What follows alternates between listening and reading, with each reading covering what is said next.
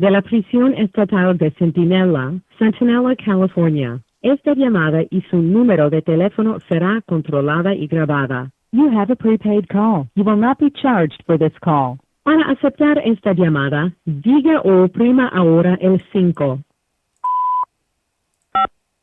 Gracias por utilizar Global Tel Link. Hello, hello. Hello. Good morning. How are you doing? Pretty good. How are you doing today? Good morning to you, Derrick. How are you doing today? I'm doing well, James. Thanks for asking. All right, great, man. I'm glad you had some free time today. You know, so we could go ahead and continue where we left off. This would be part 2 of your journey. This would be Derrick Snowden that we have. We did part 1 a few days ago. We kind of left off at kind of like in 1992, where the biggest event, you know, of your life pretty much took place. Oh yeah. Well, not knowing to you, you know, it didn't ended up affecting you till about 10 years after that. So in 2002, you found out, you know, exactly what was going to happen. But anyhow, you know, so if you could go ahead and give us a small synopsis of you know, what transpired and kind of like where we left off, and then we'll go ahead and continue from that point. All right. Well, once again, like you said, my name is Derrick Snowden. I'm a convicted felon for a crime I didn't commit, and that crime occurred in 1992. And in 1992, I believe I was about 22, and what ended up transpiring was, you know, a few people were 187 directly across the street from my home in Cerritos, California. I live in a gated community, and so it was kind of big news. You know, the mayor of the city lives in my track, and you know, a few other people, some Dodgers and whatnot. But the point of the matter is that it was high profile because it happened directly during the time of the Rodney King riots. And so at that time in my life, I was living in Las Vegas. And so Esta llamada y su número de teléfono será controlada y grabada. My family had reached out to me in Vegas to, you know, to let me know what had happened. And you know, of course I was saddened because I grew up with the Porras family. You know, they're directly across the street from me. I mean, I've known them since I was 10 years old when we moved into that gated community. And they were, you know, they moved into it exactly at the same time. Our houses were all built in the same month. You know, they were building that track up as we bought the house, and then, you know, we moved into it when it was finished. And so, you know, it was sad to hear about Mrs. Porras, and I didn't know her housekeeper. Apparently, they had hired a housekeeper.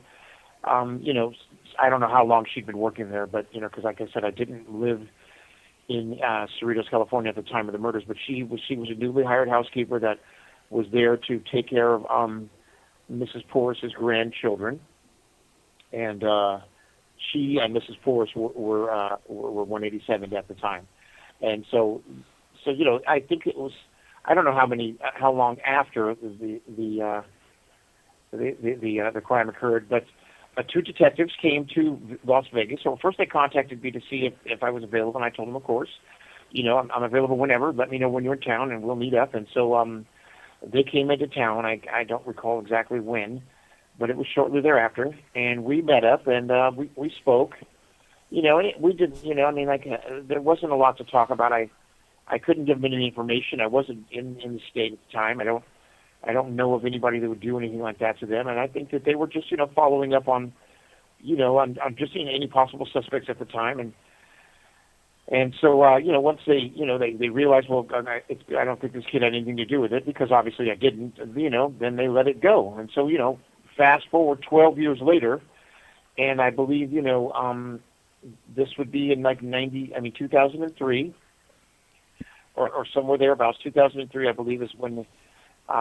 I don't know if anybody really remembers, but they started having those shows like Cold Case and all of those new kind of, you know, cold case unit shows that were coming up on TV, and that's actually right around the time that they actually started having these actual cold case units, you know, digging into these cases that they had just shelved, you know, and so these new detectives had picked up the case, you know, pulled it off the shelf, went back through everything, and then they they took a look at all of the evidence and all of the suspects. Like I think Mrs. Porras' husband, who they had recently divorced at the time, he was also a suspect. But what I'm basically saying is they ended up taking another look at me, and what they realized was that when I was a child, like 15 or 14 or something like that, I had a party in the house directly next door to theirs, and Mrs. Porras, her daughters, and her son, and I can't recall who all was there, because everybody lived there at the time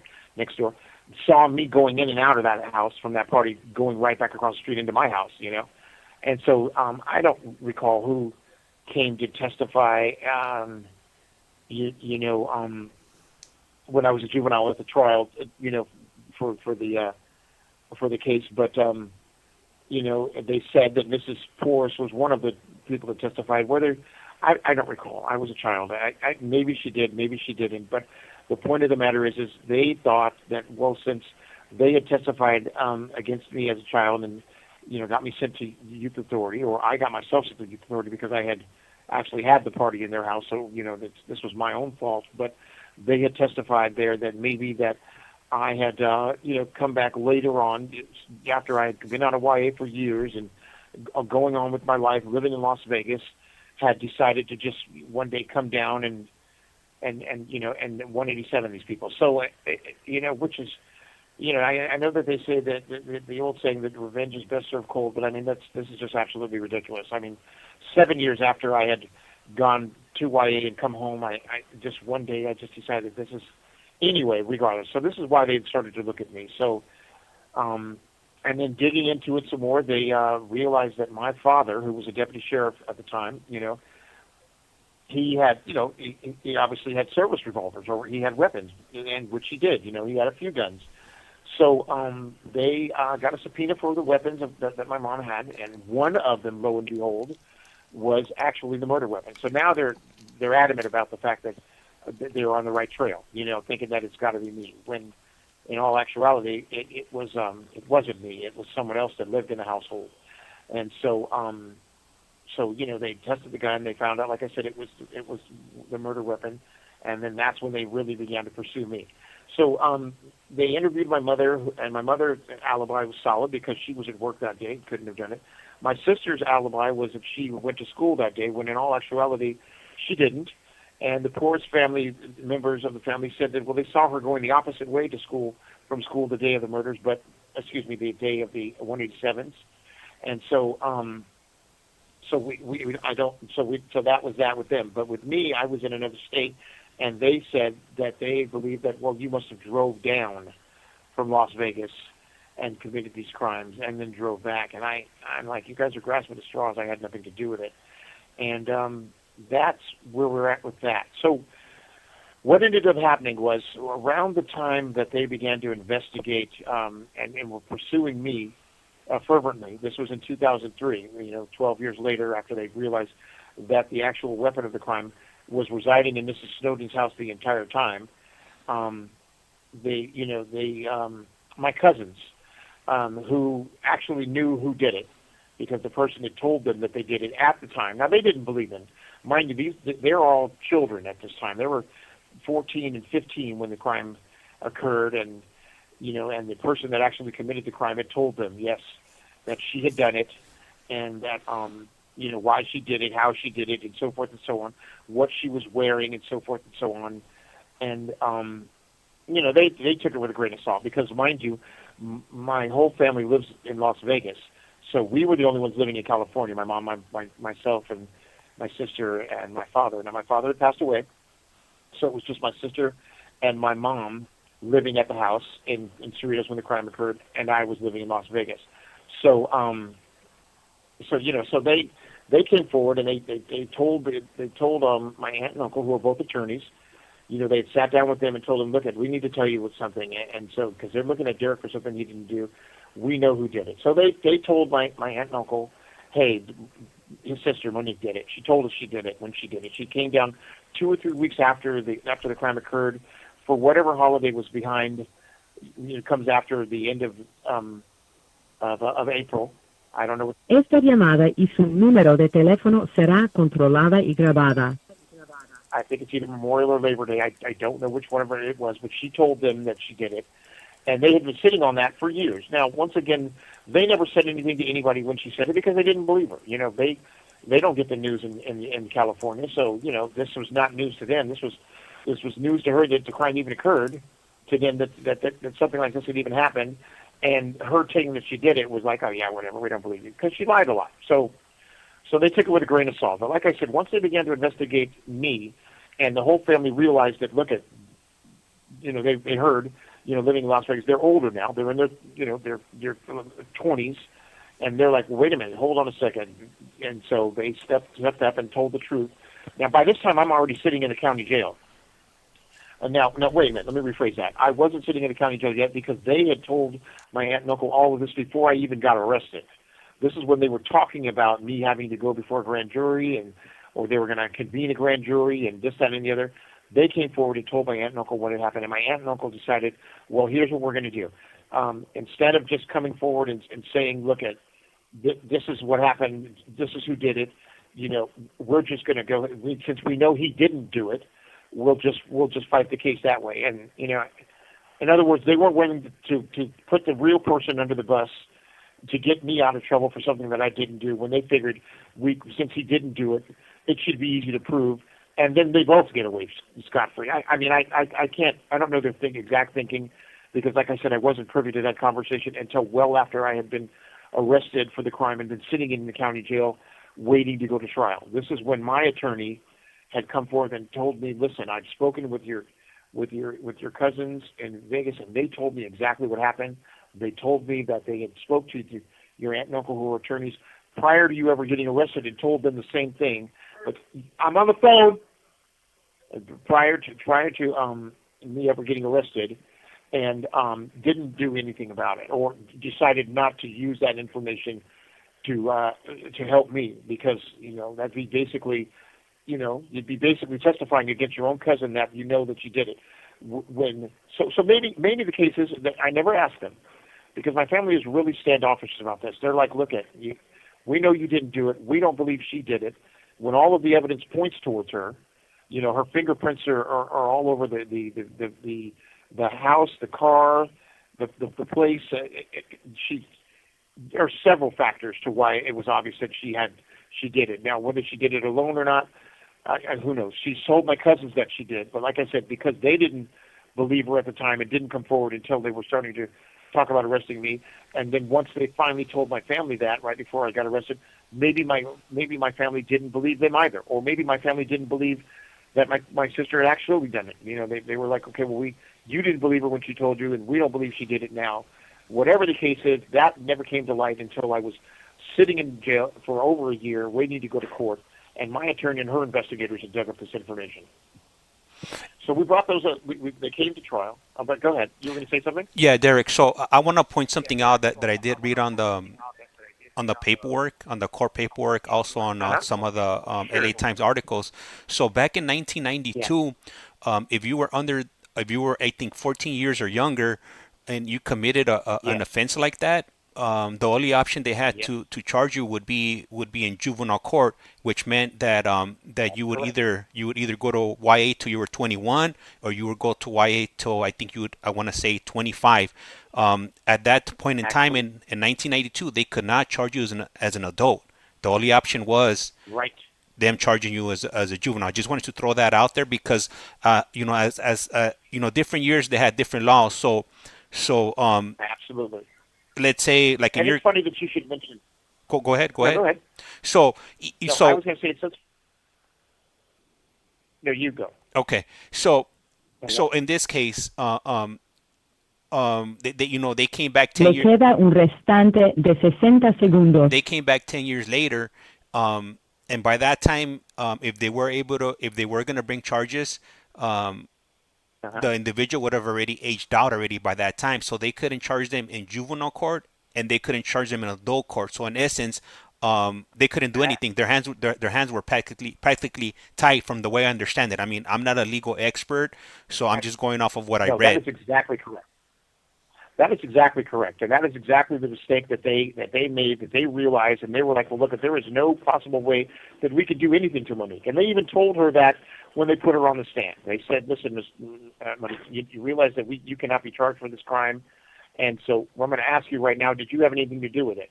And they said, do you understand that? She said, yeah, but I don't believe it. And so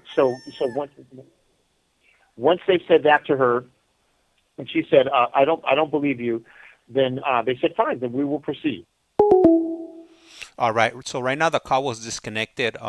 These calls, when they are calling from the state of California, in any prison, these calls only last for 15 minutes. So he should be calling us back in the next few moments. Once he calls back, then we'll go ahead and continue. And another thing that I forgot to mention was that from the paper that I have read, she requested immunity.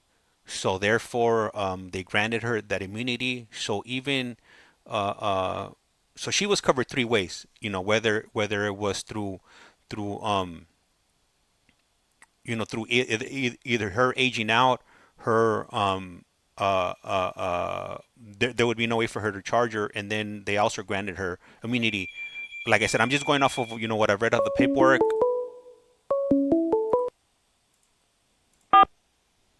This call is now being recorded. Global Telling. Usted tiene una llamada prepagada de Derrick Snowden.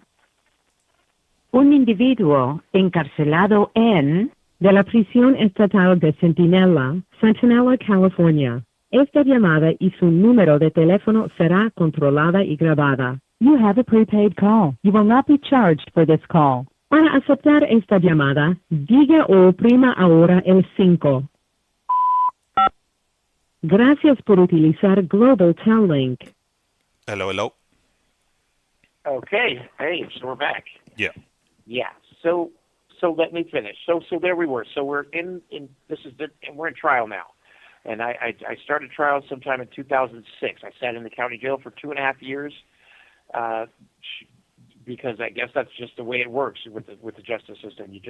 It takes time to get to court, and because of the case, they consider the case what they call a special circumstances case, because not only were they saying that I had 187 these people, but I had done it, they said, because of the fact that Mrs. Porras, when I was 14 or 15, had testified at my juvenile trial, saying that, yes, I saw Derrick in the house across the street when they were having a party. And so they said that it was a revenge 187, which is, like I said, is a special circumstances, which basically means there's no bail. So there was no, it's like I had to sit in the county jail. There was no bailing me out and coming to and from court, like someone else that would bail themselves out when they get arrested and then they just come to court. I didn't have that luxury. So I sat around in the county jail waiting to finally go to court. And when I did, like I said, she was one of the prosecution's first witnesses. And they put her on the stand because they were ready to end it right there. I think the prosecution realized that if she would have just, told the truth. And once again, I want to put this out there if I haven't already. I don't know for a fact that she did do it. Okay. Now all of the evidence points towards her. My cousin said that she said that. I don't believe that they would have made that up and said that. I mean, they had no reason to make that up. And everything else, that you look at through the trial, it's like, okay, well, clearly she did it.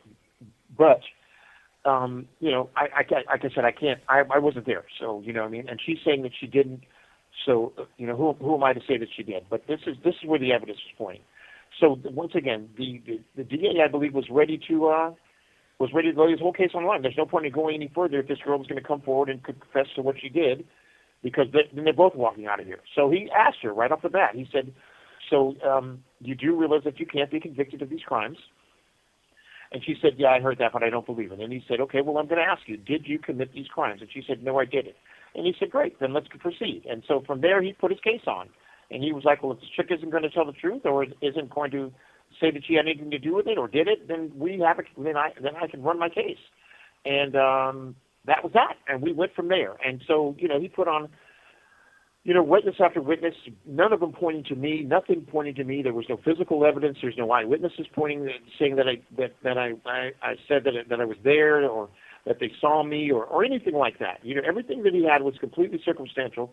Everything that he did have pointed to Monique Snowden. But because of the fact that they couldn't try her as an adult because she was 14 when the crime occurred, and the juvenile courts would not take her case because she was already 25, older than 25, once they realized that that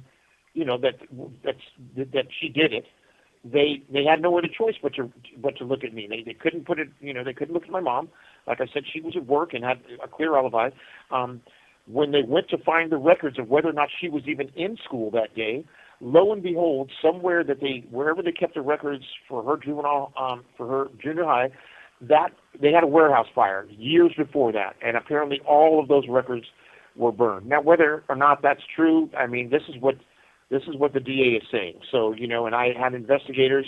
They looked into it, and I'm assuming that it's got to be true because I'll mention one thing as well. Now, my aunt, who is, like I said, is an attorney, and she's a special prosecutor what do they call she handles special circumstances cases as a defense attorney for the public defender's office in Las Vegas, and that's exactly what I had. So my aunt and uncle told my family, before you shell out hundreds of thousands of dollars for an attorney for a crime he didn't commit, let us see what the state will provide, because it's a very simple, easy. It should be an open and shut case. Any capable prosecutor that the state will shell out for a special circumstances case should easily be able to handle this. So when I finally got my attorney, that was going to handle my case, my aunt and uncle flew from Vegas, and they met with that attorney, and they said, okay, well, this lady is more than capable of handling this. There is no point in spending all of this money for something that he didn't do, and it should be easy to prove. So I had a public defender, a special circumstances public defender, mind you, but still a public defender all the same. And so with that, I got whatever what the public defender's office would give me. Now, I told you, as I mentioned, she's a special circumstances public defender, so she only handles the special circumstances kind of cases. But still, her caseload would probably, being in L.A., would probably be just as big as any other public defender's case. I don't know. I'm not an attorney. I don't know how it works.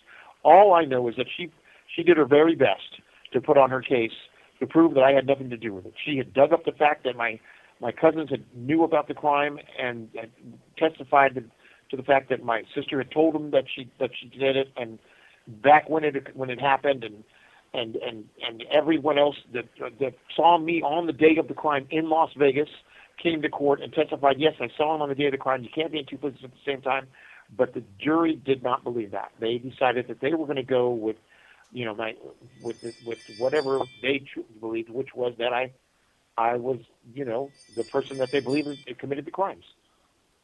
So here I sit. So, I don't know where you'd like to go from there, but because we did jump ahead a little ways. Yeah. We started in 92 and we already ended up at my trial. But in 92, like I said, they interviewed me. They put the shelf on the case, or whatever you do with a case when you don't have any leads, or you don't think I had. I mean, they knew I had nothing to do with it, and they were like, "There's no way. I mean, this kid's doesn't have a violent bone in his body. He may have a record as a juvenile, but he doesn't have one as an adult, and he doesn't have any violence in his record. So I mean, you don't go from throwing parties in people's houses to 187. You know what I mean? So they, like I said, the original detectives knew I had nothing to do with it, and so that was it. Esta llamada y su número de teléfono será controlada y grabada. But the one thing that the original detectives didn't have was a murder weapon, and excuse my language, but it was a 187 weapon. We're not supposed to use that terminology. They're not supposed to have that kind of weapon. So we're not supposed to say those kind of words. So anyway, so that's what the new attorney and the new the investigators had. They actually had a weapon, and that tied it to someone that lived at that house directly across the street, which is where my mother still resides to this day. And so my sister lives in another home in Cerritos, California.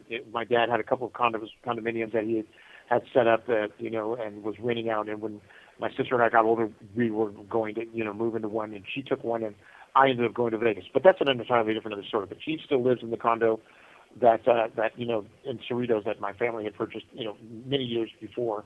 any of this ever happened. So, just property that they had owned. But what I'm saying is that they're all still living in Cerritos. Now, the Forrest family obviously moved out of the house. They weren't going to live there after that. And, and that was that. So, that's what happened in 92. So, where would you like to go from there? Okay. Got a, give me one moment. Hold on. My daughter just walked in. Sí, mama. Oh, okay. Okay. Ve a mirar televisión. ¿Con tu mana se fue? Okay. Ve con tu mana. Okay. Hello? So, I apologize for that. So, that's all right. So I was reading some of the case right there, and I know you had mentioned on part one of you going through your journey. You had mentioned that your parents owned some businesses here in Vegas. One of those businesses was a business where they transported people between somewhere in Southern California to Las Vegas. Right.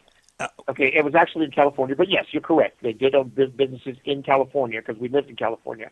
And one of them was the United Charter Coach Services, which was a bus company, that tour bus company that takes you to Vegas, sits you up in the hotel, you gamble, do whatever you do in Vegas, then they put you back in the bus and they bring you home. Yeah. And that was one of the, yeah. Okay, so on the court paperwork, I believe it was the court paperwork. It might have been, or the LA Times paper. They mentioned that that they found some license plates on the victim's car, and they had been switched. Okay, so the license plates from one of the businesses that your parents owned previously to, I guess, a bus or some type of vehicle, ended up on the victim's vehicle. Those plates were dusted for fingerprints. The car was dusted for fingerprints. The fingerprints that they found on those license plates and on the back door of one of that vehicle weren't linked back to you, but they were linked back to your parents. They were linked back to my sister. Yes, my father had already passed away by then. Remember, I moved to Las Vegas after my father had passed away. My father passed away. And once he passed away, I it was just me, my mom, my sister, and I was more than my mom could handle. I had violated my youth authority parole and had to go back to the youth authority for about 3 months. And then as soon as I got out, I moved to Vegas. Well, my father was already passed away by then. The bus company that my father had owned, my mom sold it off to someone, after my father passed away. But she still had all of the license plates from the buses in the garage on a shelf. So yes, so whoever committed the crimes took the license plates, or took a license plate from the garage of my mother's home, and put it on the vehicle of the deceased, and drove that vehicle around. I assume in California or obviously in California, but somewhere wherever they drove it around, and So when they found the vehicle inside of the housing tract, the gated community, once again, that I told you my family lives in, and I keep saying that because the only way in and out of our community is by remote control in your car, or you go to the guard shack and one of the guards lets you in with a visitor's pass. So what I'm saying is once they took the car, they probably had a remote control in it so that they can get in and out of the track, and they drove the car wherever they drove it, which was a gas station, we know for sure, because there was a gas receipt either in the car or somehow linked to the credit card of the deceased, and the gas attendant who said he took that gas card from a woman, and she was a beautiful woman that he remembers.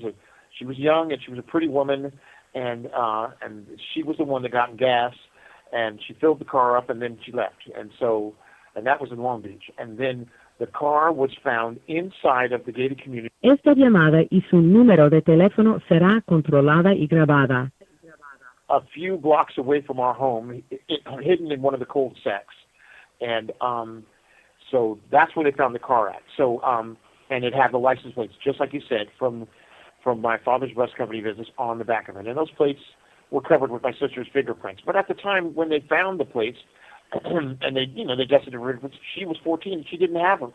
Her prints weren't in the system. So they were like, we don't know who these are. They're not Derrick's, but, they're somebody. So they obviously hung onto those. And that was also something that when the case was reopened, they were able to determine that, well, now these prints are in the system and they belong to Monique Snowden.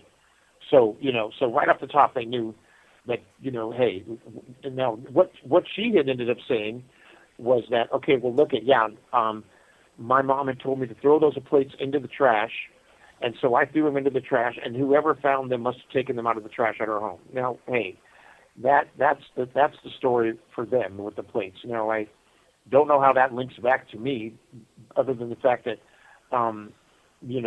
it's my mother's home, but I didn't live there, and my fingerprints aren't on the plates, and I wasn't seen driving the car. I didn't have anything to do with any of that stuff, and because I wasn't there. But hey, that's neither here nor there right now. I'm serving the time now because the jury found me guilty. So they deliberated for several days. I want to say over a week and a half, or I think the jury was handed the case like on a Tuesday, and they came back that following Monday or Tuesday with their verdict. So they had the case plenty of time, and they ended up saying I was guilty, and here I am. So and then that was that. But yeah.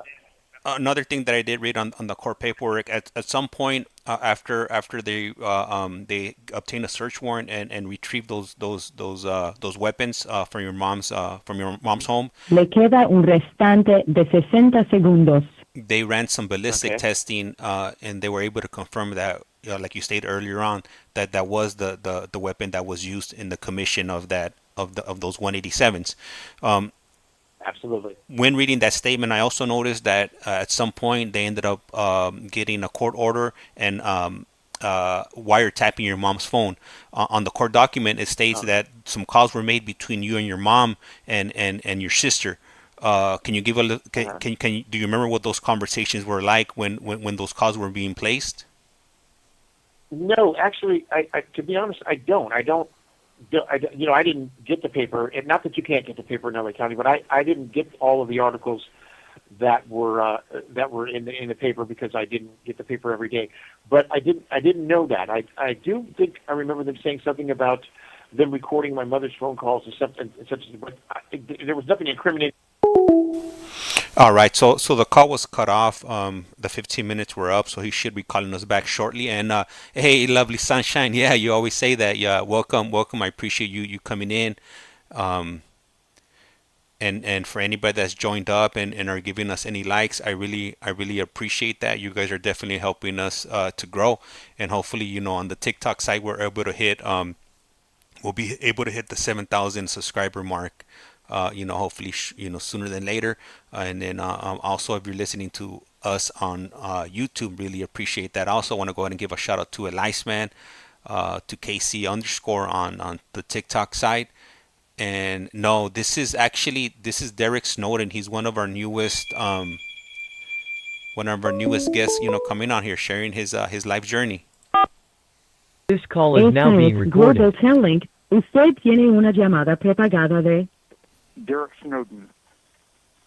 un individuo encarcelado de la prisión estatal de Centinela, California. Esta llamada y su número de teléfono será controlada y grabada. You have a prepaid call. You will not be charged for this call. Para aceptar esta llamada, diga o oprima ahora el 5.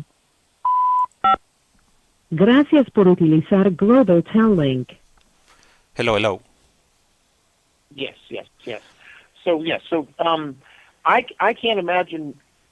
Well, like I said, when you're innocent of a crime, it's not hard to remember certain things, but it is when you're trying to look for stuff that they would have used to incriminate you, or if you didn't do anything, and I didn't do anything, so I don't really know exactly what it is that they were talking about in the paper or in the reports, because I don't remember any of that coming up in court. So it wasn't like they heard anything on my behalf, to convict me. Now, they may have heard something between my mother and my sister, you know what I mean? Maybe the paper was talking about something like that, but there was never any conversations of what I said to my mom or over the phone, because there was nothing to say. So I don't really know exactly what it is that you're talking about.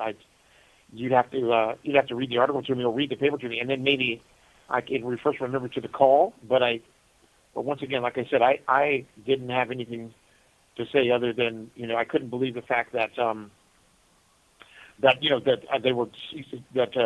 they were telling my family that if I was arrested, that it would be special circumstances and there'd be no bail. I remember being highly upset about the fact that I'd have no bail if I ever got arrested for the crime, because I was thinking to myself, well, so I got to sit in jail for a year or two and fight a case that has nothing to do with me. But that's neither here nor there. I don't think that has anything to do with what you're talking about. But to answer your question, no, I really don't know. Okay, that's fair. Conversation they would have had. If you like I said, if you look it up and you kind of make a note of it, and the next time we talk, I will certainly try to recall whatever it is that you read, that from at least from my perspective, what they're talking about, or if I'm even involved in it. This may be something that you saw that had to do with my sister, and I don't know, but we'll swing back to that. Okay, yeah, we'll go ahead and do it. Yeah, because I didn't mark it down. I should have taken a screenshot of it, but like I said, I just kind of glanced through the paperwork to kind of get an idea of exactly what was being said. And right now I am looking at the court documents, and they're mentioning, I guess you had two friends. One was Jason Finney and Joseph. Yes. And Joseph Palmieri, yeah. Yeah, that is correct. Yeah, Joseph Palmieri. And then on there, from what I see, did they testify against you in court? Thank you, bro. Go ahead. Did they testify on your trial? Absolutely. And let me see if I can't get that clear that up a little bit there, because so one of them testified on my behalf, and the other one testified that he saw me. Now here's what we're talking about here. Now Jason Finney and I were best friends. We skated together for years, even skateboarding. We were in a clique, me, him, and there's three of us, and we were Cerritos skate addicts. We were just hanging out all the time, and that's all we did. We just skated from place to place. We had a friend who owned a skate shop, and we used to skate to the skate shop all the time, and just hang out and kick it. Now, mind you, I had already moved away. Now, Finney still lived with his parents while I'm living in Las Vegas when this crime occurs. And he said to the police, now this, he didn't say this at the time. He said this years later, 12 years later, when the officers were investigating it. He said that he believes that he saw me the day of the crime.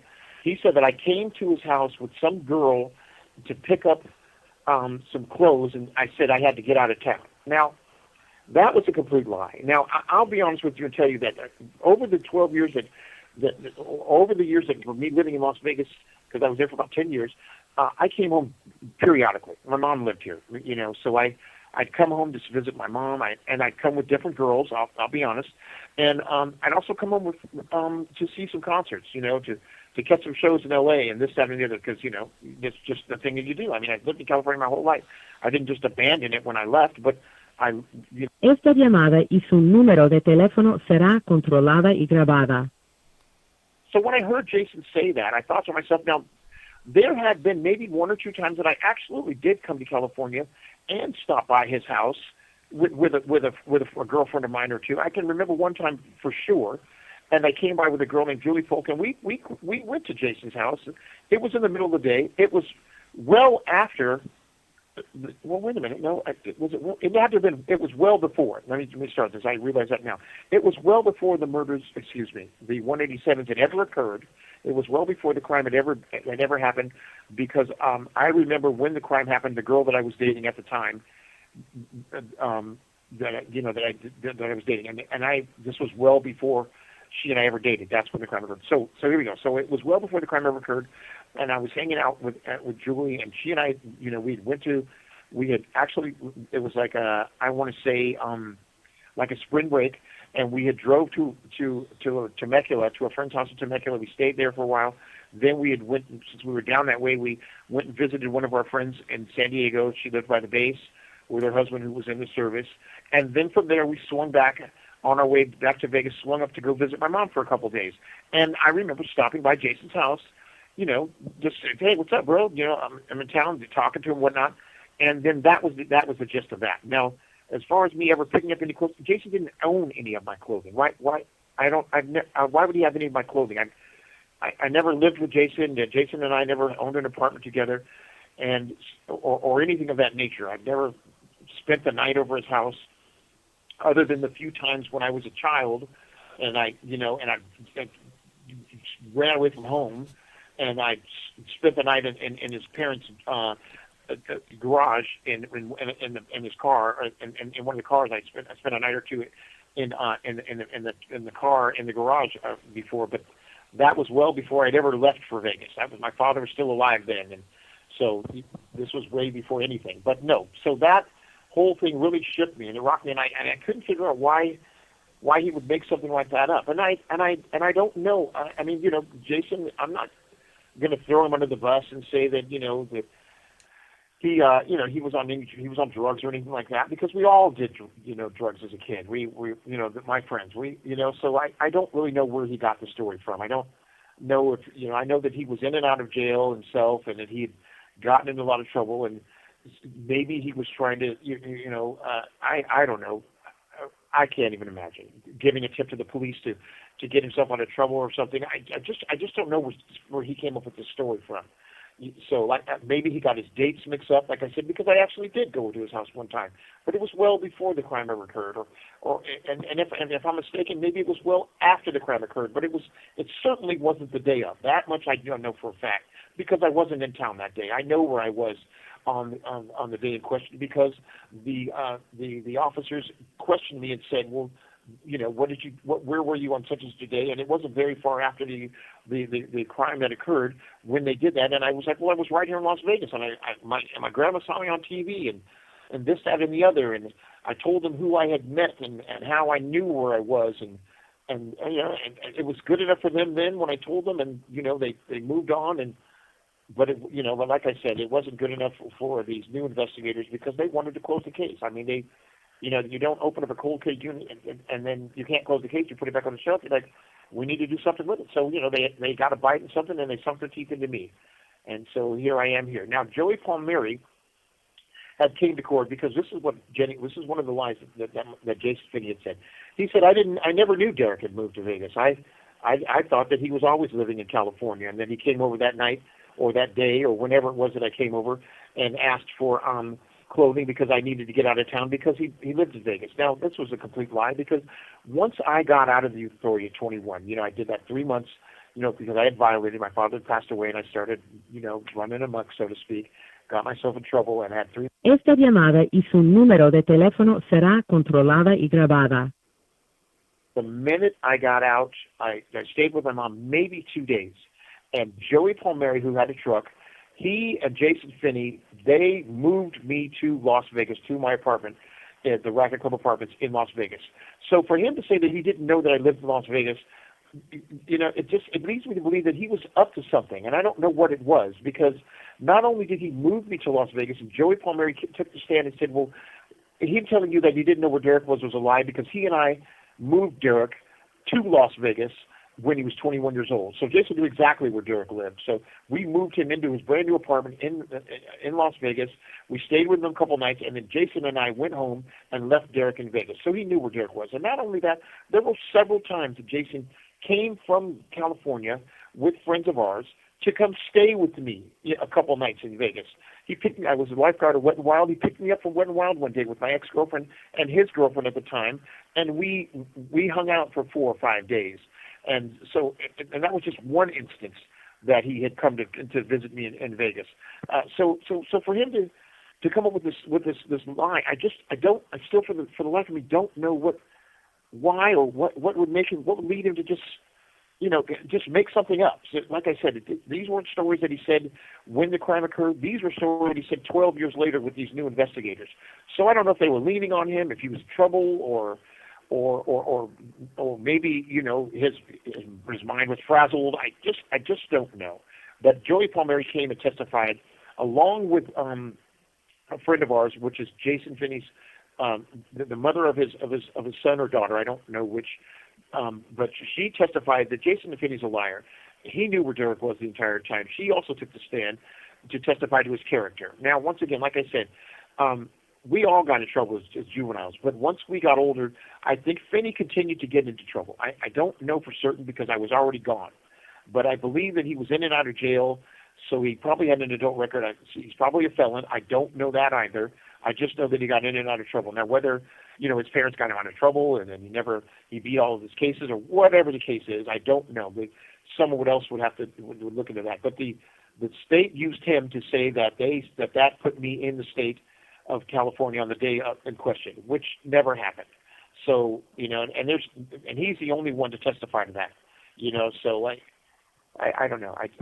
When I think about these things, it brings up all these old memories of the trial and how I sat through all of this stuff, and I thought to myself, why are these people making this stuff up? What are they gaining from this? What do they have to gain from this? Why, and like I said, we were friends. It wasn't like Finney had a grudge towards me. We never had any problems. I can understand if he and I had gotten into a fight or blah, blah, blah, blah, and so forth and so on, and he had a grudge or a hatchet to bear, but it wasn't anything like that. And that's what really threw me for a loop. I couldn't figure out for the life of me, why would you just make this up? I mean, what kind of jam are you in that you need to lie for the prosecution to put me away forever, But yeah, so that's who Joey Palmieri was. And that's how he was in my trial, and that's who Jason Finney was, and that's how he was in my trial. So these were friends of mine that I grew up with in California, and they moved me to California. Moved me from California to Las Vegas when I was 21 years old, and that's where I lived until I was like 30. I stayed in Vegas for 10 years. And that was whatever the case is. So when they helped you move, that was when you had recently paroled from a parole violation from CYA, right? Absolutely. What I did was I had maxed out my parole. You're only on parole until you're 21. I got out of youth authority, I think at like 18 or 19.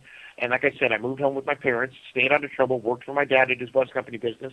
Everything was great. And then at 19 or maybe 19 and a half, my father passed away suddenly from leukemia. And then it was just me and my mom. And somewhere between 19 and 20, or no, between 20 and before I turned 21, I messed up and got myself in trouble. I had been kicked out of the house, and when I came home one day, and my sister had let me in to come home, and I was sleeping on the couch when my parole officer just come up and woke me up, and he was like, "Let's go." And so that from there I went and did 3 months until my parole was maxed out at 21, and they had to let me go. I was no longer a juvenile anymore. I was an adult, and they couldn't, and they had to let me go. So that was it. So when I moved out. When I got out, I Le queda un restante de 60 segundos. I stayed with her for a couple of days, and she told me, I have you an apartment ready. I could get you there, and I'm like, no, my friends will take me. And Jason and Joey Palmieri drove me to Vegas. They took a road trip, and they stayed with me a couple of days. All right, so we just got the announcement for the 15-minute call. So if you want, we could just go ahead and start off on a fresh one. And I want to read a statement when you call back from Tracy Minium. Which I know exactly who that is. Okay, yeah. So right now this part I do have in front of me, so I want to go ahead and read off because she said that you made a statement. So I want to pick your brain on that exactly. What was it that was said? If you remember speaking to her. Okay, so if you want, I certainly do.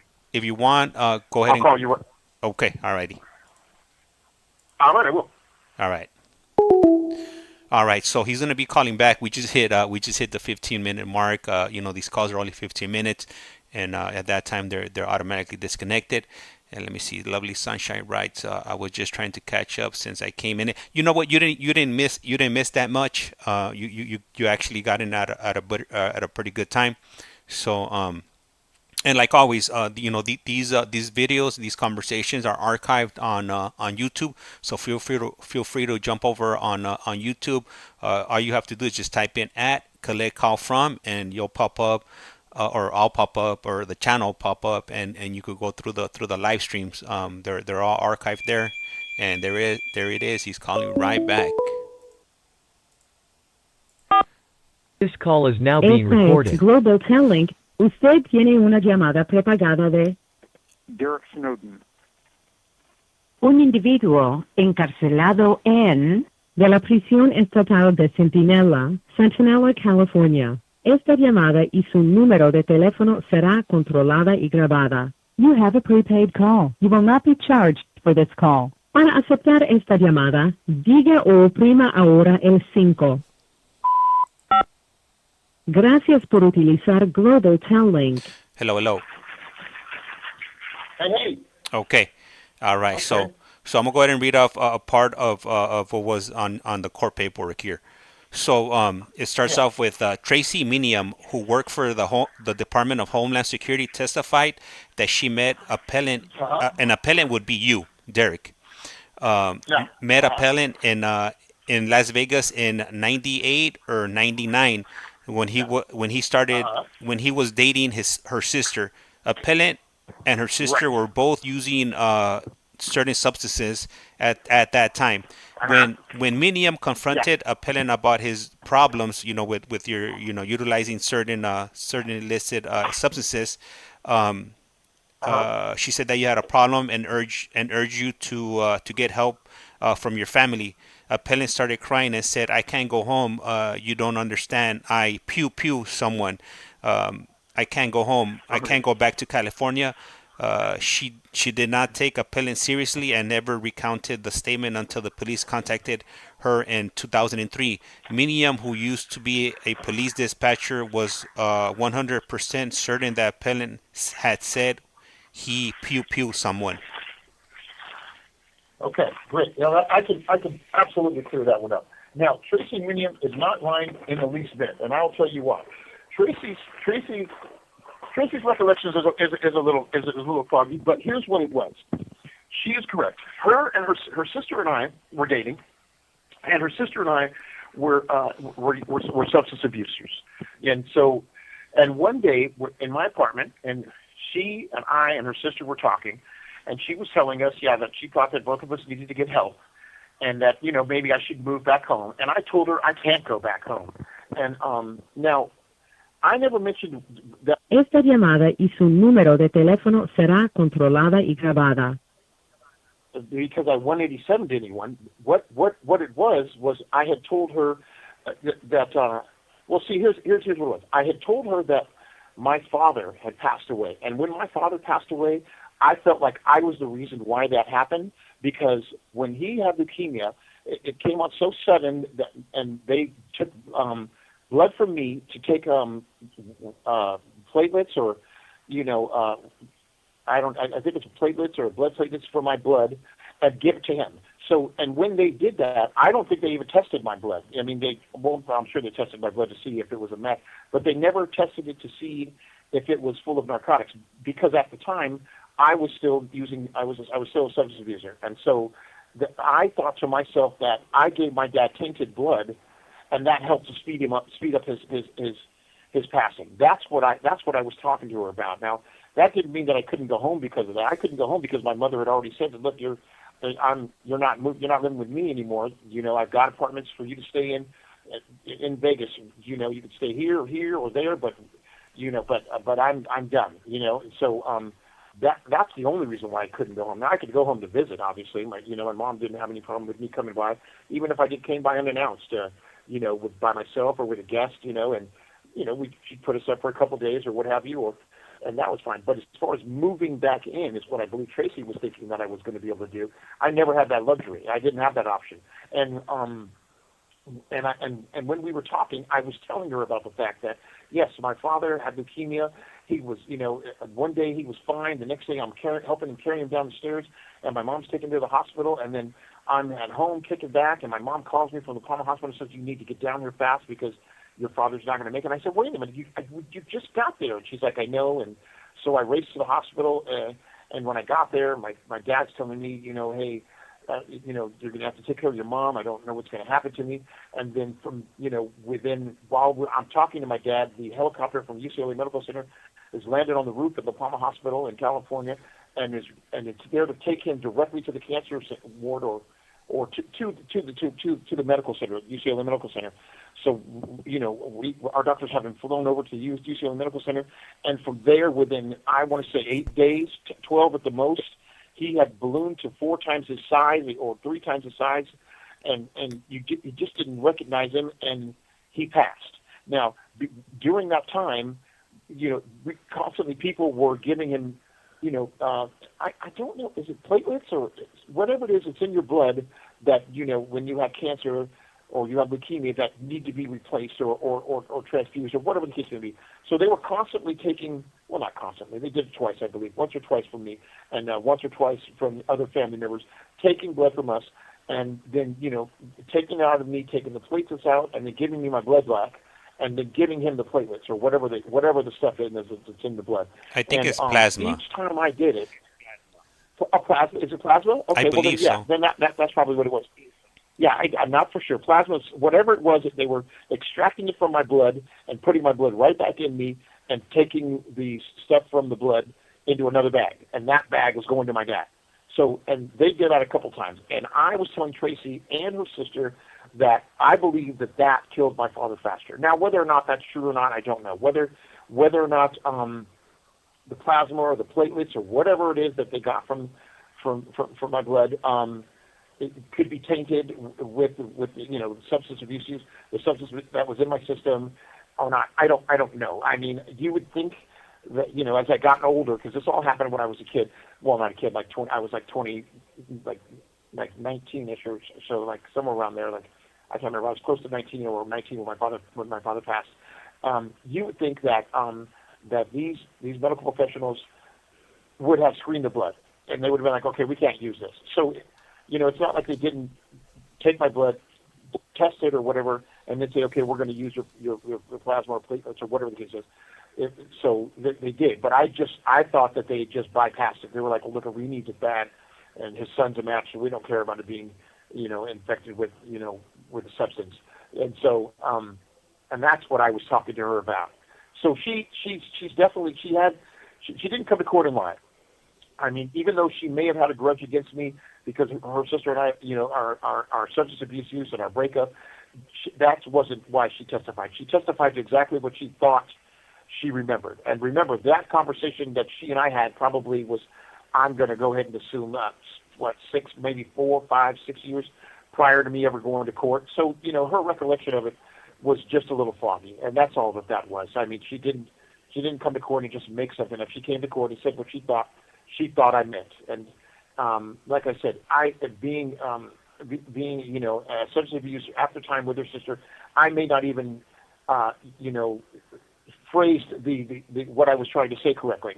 I mean, I certainly didn't tell her that I 187 someone, with a weapon or anything like that. So she didn't testify to that either. But what she did testify was that she said that I couldn't go home because I had, 187 someone, or she didn't say 187. She said that I had, someone had passed because of me. That's what she said. And she was correct. That's what I thought.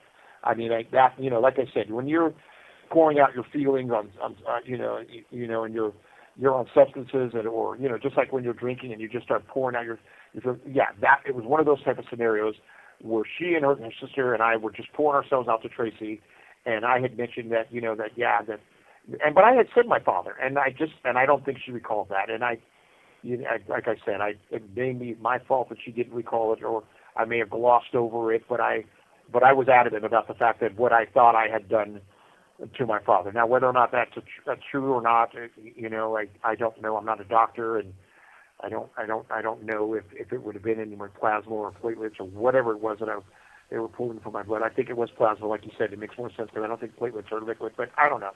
Either way, I don't think that's what it was. He just had an aggressive form of leukemia, and it took him very fast. He had it. Now, how long he had it, we don't know, but it started to affect him, and within 2 weeks he was gone. So that's what I meant when Tracy testified. Now, when the attorney that I had, instead of taking a recess and saying, now what is she? Because here's the thing, all of the witnesses that the prosecution used would not speak to my attorney prior to, or my investigators prior to coming to court. The DA was like, do not talk to anybody. I don't want them knowing what I'm going to bring forth.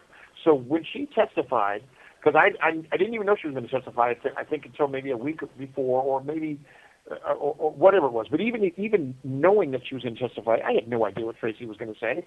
I was praying that she wasn't going to come over and make something up, and she didn't. She just came over and told what she thought. And she was just mistaken. She didn't understand who I meant by what I was saying. And so she said what she thought she meant, or I'm sure that the DA may have helped her critique it more towards, what would be benefiting what they were trying to use, to convict me, as opposed to what she actually probably told them that and they were like, no, are you sure he didn't mean this or that? I don't know. I'm not the DA and I'm not Tracy. So, but like I said, instead of my attorney, pausing and saying, okay, well, look, Your Honor, we'd like to take a short recess. I'd like to confer with my client, and talking to me about what Tracy said, she just, I don't know what happened. I don't know if she cross-examined her and had Tracy, and had Tracy befuddled. I don't know. All I can remember thinking to myself is like, she's mistaken. I never said that. I was talking about my father, and that's what I'm thinking to myself sitting there in the, at the defendant's table. But that never came about because once she testified, it was over, and she never brought her back. So once again, there's a reason, people, when you get accused of whatever the crime may be, that you hire an attorney. You take what the state provides if you can't afford anything else. But if you can afford something else, you absolutely want to shell out the money to someone that's going to be 100% in your corner, that has nothing to do with the state other than being the prosecutor. Because Esta llamada y su número de teléfono será controlada y grabada. Sure, my attorney was a defense attorney, but she worked for the state. And if you don't think that, do not want to say or do not want to make it seem like they were in cahoots, because I don't believe it was anything like that. I believe that my attorney put her very best foot forward to defend me against these charges, and we just got second place. And in court, second place is a loss. So and that was that. It's a popularity contest, so to speak. And my attorney was an older lady, and the defense attorney was some young, ready to go guy who traveled all the way to Las Vegas looking for dirt on me, and trying to break up statements, because all of my witnesses spoke willingly and openly with the defense, because they were like, well, yeah, we'll absolutely tell you what happened, and he wasn't happy about that. But all of his witnesses, he was like, do not talk to them. You don't have to. I don't want you to. Do not. So, and there wasn't very many witnesses that he could have, other than what Jason Finney said and what Tracy Minium said. There wasn't anybody else to take the stand to say anything. I mean, they had maybe some of the family members of the Forrest family, girls that I grew up with, her daughters, and they had testified to something along the lines of, well, one day we were walking with Mom in the track, and Derrick had pulled up with some girl in the driveway, and he didn't live there, but he pulled up in the driveway. He just came out of the blue. I don't know from where, and we saw him, and they said that their mother said, I'm still scared of him. Now, mind you, this is 7 years after she would have, testified at my juvenile trial saying that, yes, I saw Derrick in that house. And now, whether or not that's true or not, I don't know. I'm not going to call anyone a liar. I don't know. I didn't know Mrs. Forrest was still scared of me. I didn't know she was ever scared of me. Once again, if you guys recall, I said that when I got out of the youth authority from her testifying, I moved back in with my parents, who were both still living, and lived directly across the street from her for 2 or 3 years until I finally moved away from home. So for her to, was she scared of me that whole time? I don't know. We didn't speak. Her kids were grown, were my age, but we didn't. I'd see them, they'd see me. We didn't talk. I wasn't upset. I knew that I had a party in their house, and I was more embarrassed, if anything. And maybe if I hadn't. Le queda un restante de 60 segundos. Maybe I would have went over there after I got a new authority and apologized that they even had to take the stand against me, and told them that I'm sorry, and I apologized for putting them in that situation. But I was still a kid, you know what I mean? I was immature, and I was like, well, I'm home now. It's over, you know what I mean? And it was over for me. But maybe it wasn't for their mother. Maybe she was scared of me. I don't know. I can't say. I'm not some huge, overly aggressive-looking guy. I'm just a skinny kid from Cerritos, but what have you. Like I said, I can't say how she was feeling because I wasn't with them when supposedly she said that. So that was that. So it's about to cut off. If you could go ahead and give us a call back, because I want to ask you something that my wife pointed out to me on our last call, and she was kind of curious about it. So I want to go ahead and ask you that question. All right. So he's going to be calling back right now. He should be calling back in the next few moments. Once he calls back, I'll go ahead and ask him the question that my wife pointed out to me, and hopefully it'll clear up some of the questions that some of you guys have, and always remember that if you guys have any questions for him, just type them up on the chat, and I'll go ahead and ask him, if there's anything that you guys want, clarification on. So the snack stop shop, so he got found guilty. He's saying that he's innocent.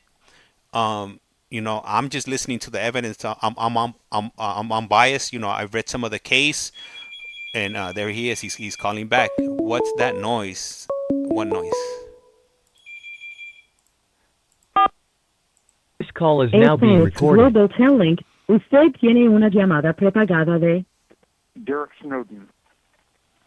un individuo encarcelado en de la prisión estatal de Centinela, California. Esta llamada y su número de teléfono será controlada y grabada. You have a prepaid call. You will not be charged for this call. Para aceptar esta llamada, diga o oprima ahora el 5.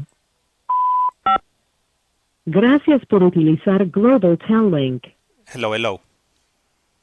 Hey, all right. Okay, so I want to go ahead and take you back, way before all of this happened. When you were arrested for throwing that party, in that house. So after we got off our call, because my wife, sometimes she'll listen to that conversation I'm having on YouTube or TikTok.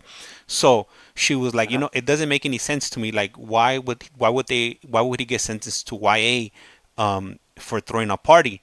And I told her, my response to that was, it all depends on how they charged him, for that party.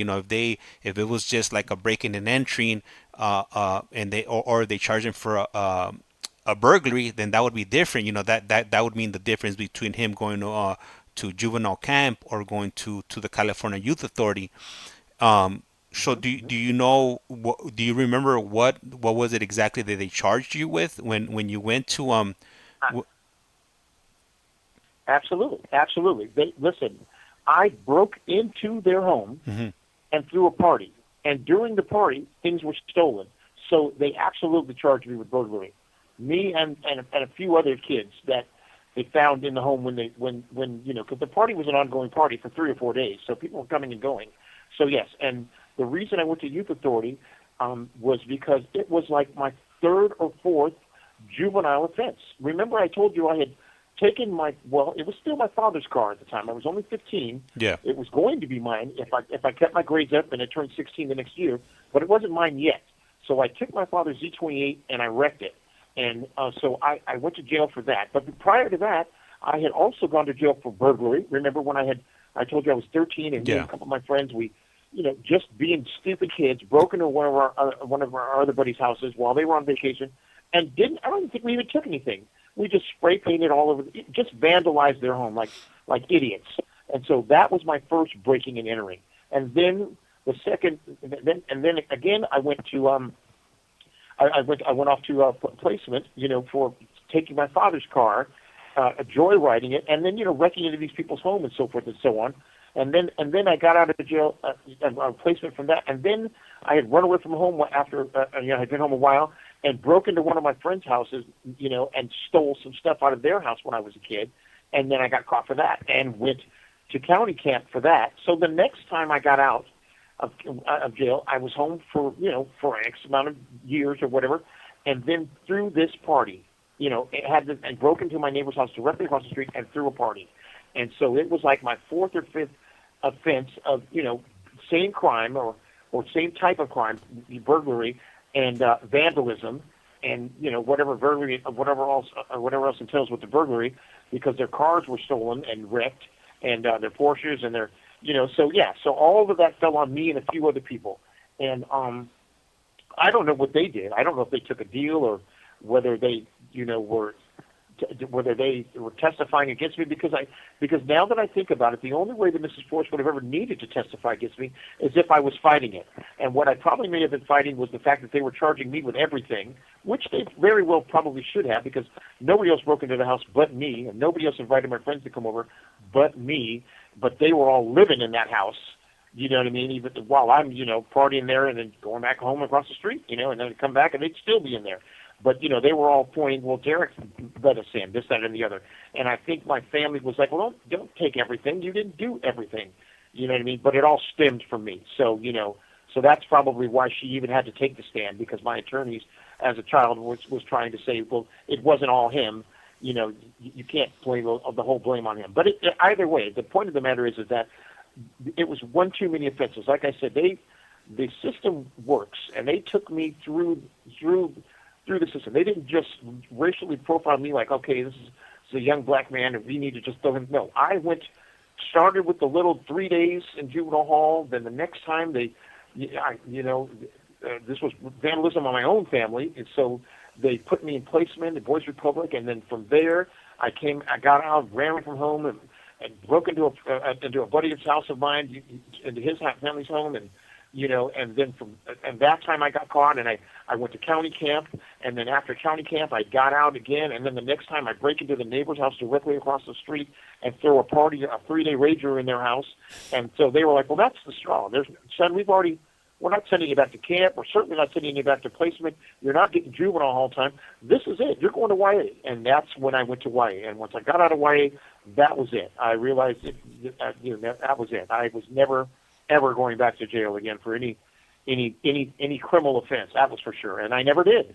I mean, like I told you, as I gotten older and I'd moved to Vegas, I'd had a few traffic tickets. And in between classes and stuff, or semesters, I should say, when the amnesty thing would come around yearly, I'd go to court and I'd be like, Your Honor, I don't have $2,500, and I'm certainly not going to ask my family for it. And he'd be like, well, then how about 12 days? And this only happened once or twice, and I'd be like, sure, and I'd take it, and that was it, And so that was it. That was the extent of my, nefarious activities as an adult. So yeah, so that. I hope that answers your wife's question. So that's exactly why I went to the youth authority. All right, and then I do have another. So you know what? I want to read out some of the comments on here, because we have. Let me see. So we have Scorpio Rising on the YouTube side, and she writes, "Hi Derrick, welcome to the channel." Mm-hmm. Hi. All right, and then over here on the TikTok side, we have a question from Lovely Sunshine, and she asks, does he think his sister did it?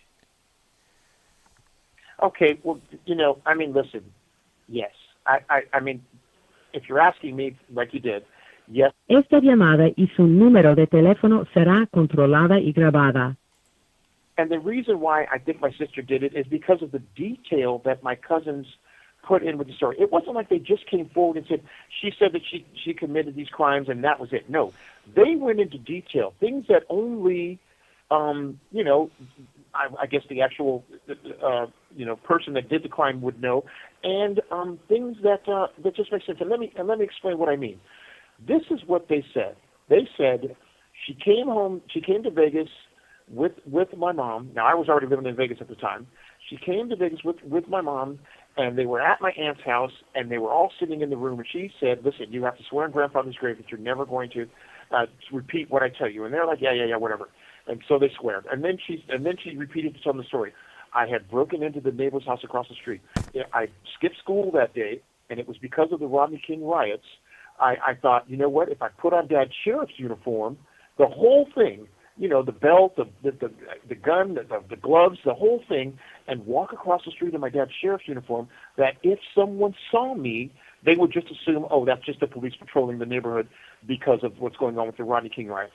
So she goes over there, suited and booted like a cop, and goes into the house and gets surprised by a housekeeper that apparently she didn't know even existed.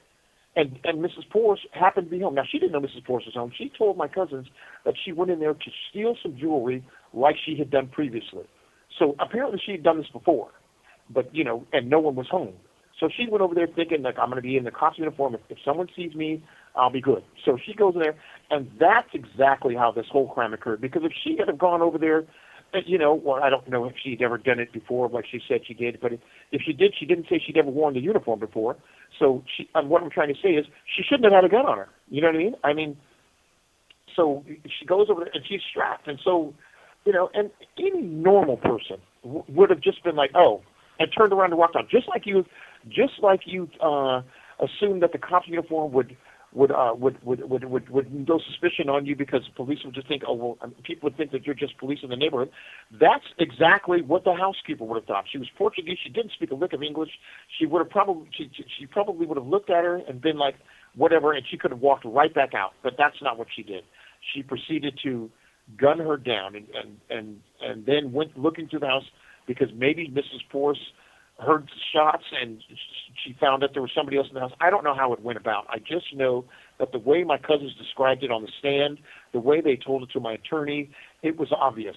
And then the forensics evidence with her fingerprints all over the license plates and all over the car.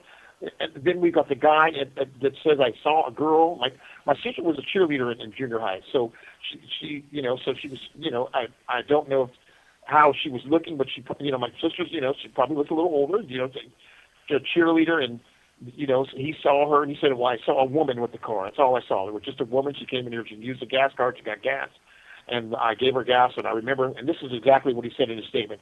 I remember thinking that I would do her, and I thought, well, that's not called for, but whatever.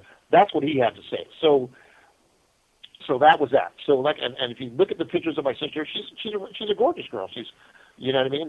She's got blue eyes. Her hair is, streaked with blonde, and it's just I don't know. I mean, she's got the blue eyes from my grandfather or whatever. But the point of the matter is this.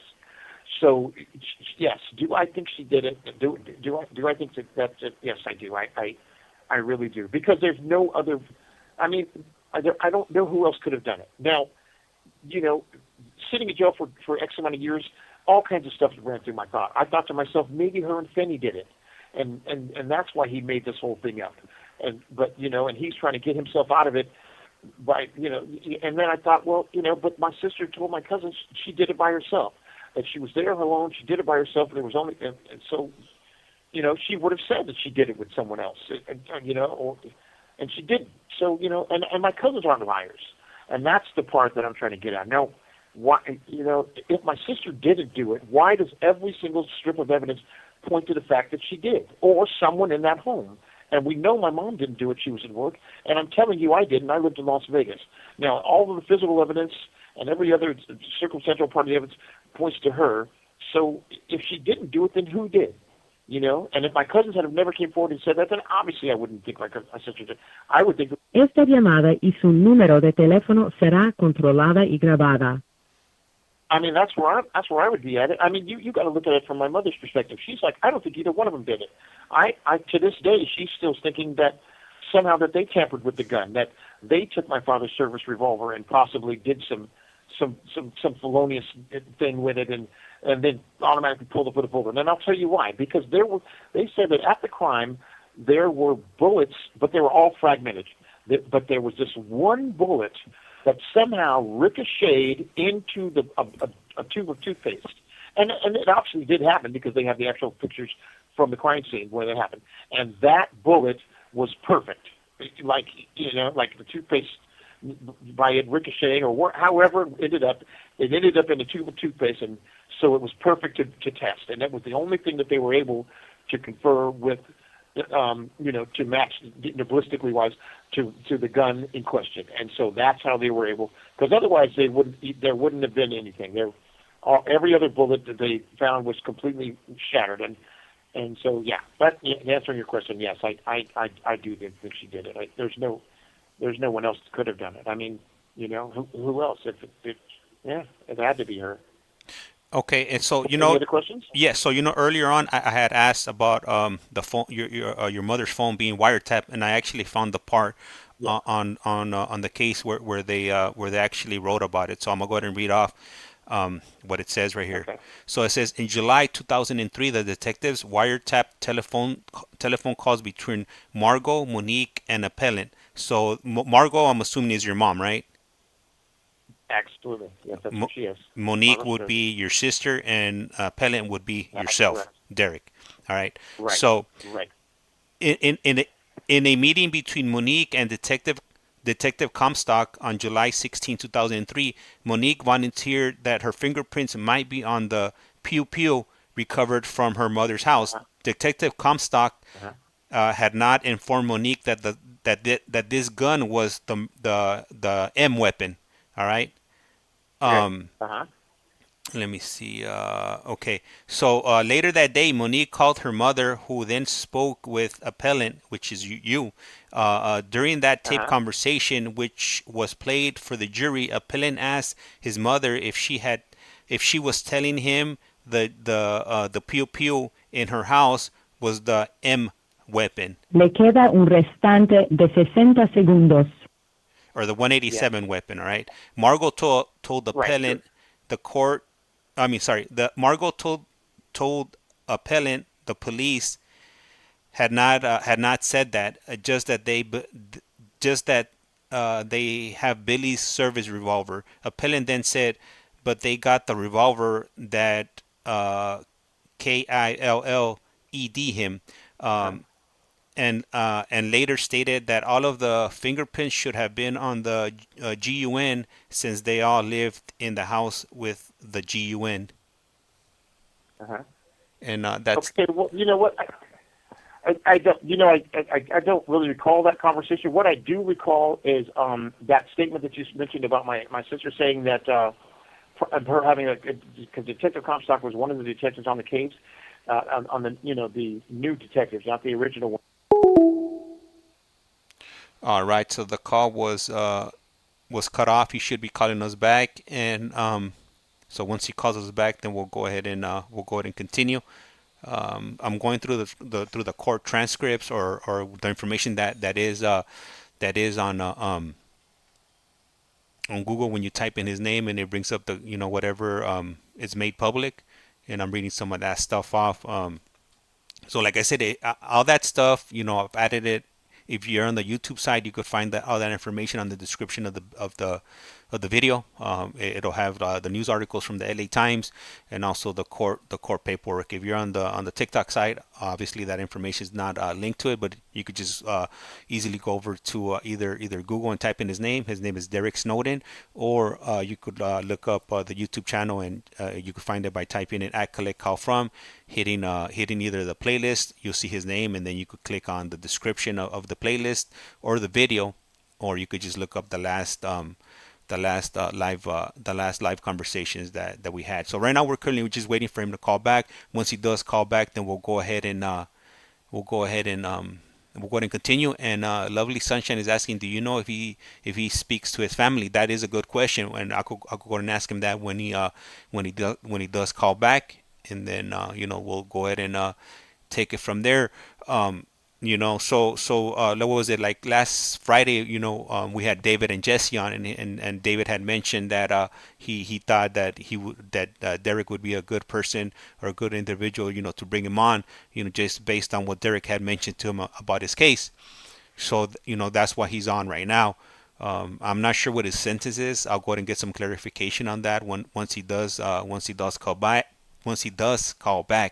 And then, because I thought he was sentenced to 70 years to life, but I think that might be that might be a little bit different. And I'm reading Rich in comment where he put Snowden is mad famous. Yeah, when I heard the name Snowden, the first thing that popped into my mind was Eric Snowden. The one that put the American public on up to game on exactly what the U.S. was doing with their phone calls and any communication that you were doing, whether it was on your computer, phone. He let us know that all these conversations are not private. The government has access to it. They are archiving all this information being shared via text, social media, email, or any type of electronic conversation. So he hasn't called back yet. I'm assuming maybe he's having some issues with his tablet, because these tablets are not the best ones. They're always going out here and there. We did have that blackout on what was it Friday, with that whole Microsoft and that security company running those updates, which I was reading about it the other day, and coming to find out that issue had been a big issue, but that company had recently laid off a bunch of their workers. So they let all those workers that they thought they didn't need. It seems that they did need them, because if they would have not let them off, that whole mess that happened would have not happened. And let me see right here, MP, Lovely Sunshine. Hey, girl, I had to get off and get some ice cream. Man, that does sound good. That ice cream right now. Anyhow, I recently went through some old pictures that I had of myself. Oh, there he is. He's calling back. This call is now being recorded. Esta es Global Telling. Usted tiene una llamada prepagada de Derrick Snowden. un individuo encarcelado en de la prisión estatal de Centinela, California. Esta llamada y su número de teléfono será controlada y grabada. You have a prepaid call. You will not be charged for this call. Para aceptar esta llamada, diga o... Gracias por utilizar Global Telling. Hello. Hey, James, I didn't even know that we even kicked the phone and stopped. I'm sitting there still talking, and then I stopped to wait for your response and heard nothing. And I looked down at my phone. I'm like, it's off. So where did I stop off at? You know what? I don't recall. Okay, well, basically all I was saying was that we were talking about my sister and what she had mentioned about why her prints may be on the gun, and then I had mentioned about how the phone call had talked about all of our prints would be on the gun because we would touch them all. And I was trying to point out that that only a child would put the murder weapon back is what I'm basically saying. I don't know if that part came out or not. No. Did you hear me mention that part? No. Okay, no. Well then that's where I left off at. Listen. Me and my cousin were visiting. My cousin had come to visit me, I don't know, maybe a month ago, and we were talking, and he was like, "Bro, it's so obvious, but only a 14-year-old would put the would put the weapon back because nobody else would do that. I mean, people, if even anybody that would really that knows anything about about crime shows and stuff like that, if you have to get rid of the weapon, and the reason why I knew that the reason why I think I could prove that it wasn't me is because we had talked about my father had a few weapons because he was a sheriff. Well, all of my dad's other weapons, handguns, I did take those when I was a kid, and I sold them for cannabis. So you know what I mean? And so why wouldn't I take that one and get rid of it if I were to commit a crime with it? I took all the other ones, as a kid. Once my father passed away, I don't remember how long after he passed away, but I think I was doing something, and I stumbled across one. I'm like, oh, wow, my dad's weapons. And I was like, okay, cool. I'm going to take this one. I'm going to take this one. Ooh, I'm going to keep this one. And then I left like one or two or whatever, and then I sold a couple for cannabis, and then one of them I think I sold for something else, but I sold them all. And then I went back, and I was like, I'm going to take this last little one, and I sold that one too. And then the only one left was this giant, like, looking like a Clint Eastwood Colt with 45 looking thing, and I'm like, nobody wants that big old gaudy gun. So I left that one right there, and lo and behold, that happens to be the one that apparently is the weapon in question. So once again, like I said, if I hadn't done it, I guarantee you I would have gotten rid of it. It wouldn't have been in my mom's house, that's for sure. If they had found it, I don't know where they would have, what I would have done with it, because like I said, that's not me. I've never been the kind of person that's been into violence like that. I've never had to be. I mean, I've skated, on just being cool and being, just being a kid and being dumb stuff. And then when I grew up, I certainly didn't avert back to that. So, for them to even assume that 7 years after me going to YA, I would come back with and have this, I don't know, this vengeful streak within me that I need to, make, avenge whatever, or I need to get back at them for justifying. I mean, that's just absolutely ridiculous.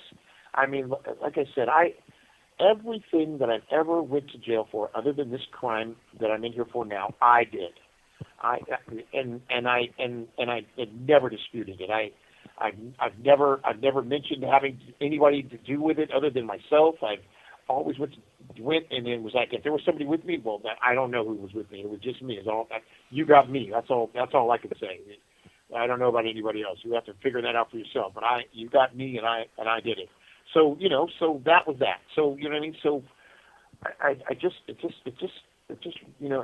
I don't know. I can't even really put it into words. It's just so saddened that it was just so obvious that she had done it, and that they couldn't do anything about it, and that instead of her standing up for herself and just being like, look it, man, I'm not gonna let my brother go to prison for the rest of his life for something that I did, and just taking responsibility. We both would have walked out of the courtroom, and that's exactly what the DA was trying to say with his opening statements, or with putting her on the stand first. He's like, I'm not going to spend my whole case and then put her on the stand and her confess and waste my time. Just if the girl did it, let her say it now and let's get this thing over with.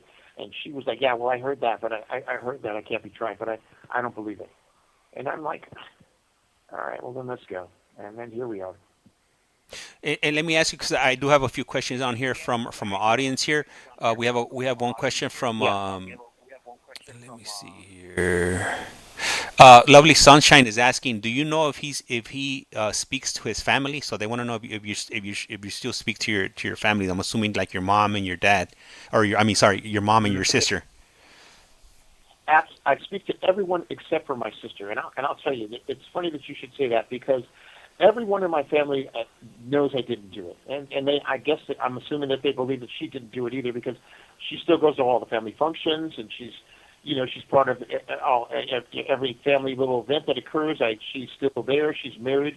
She has a niece. She was actually pregnant when they were questioning her when they arrested me, and no one knew it but her.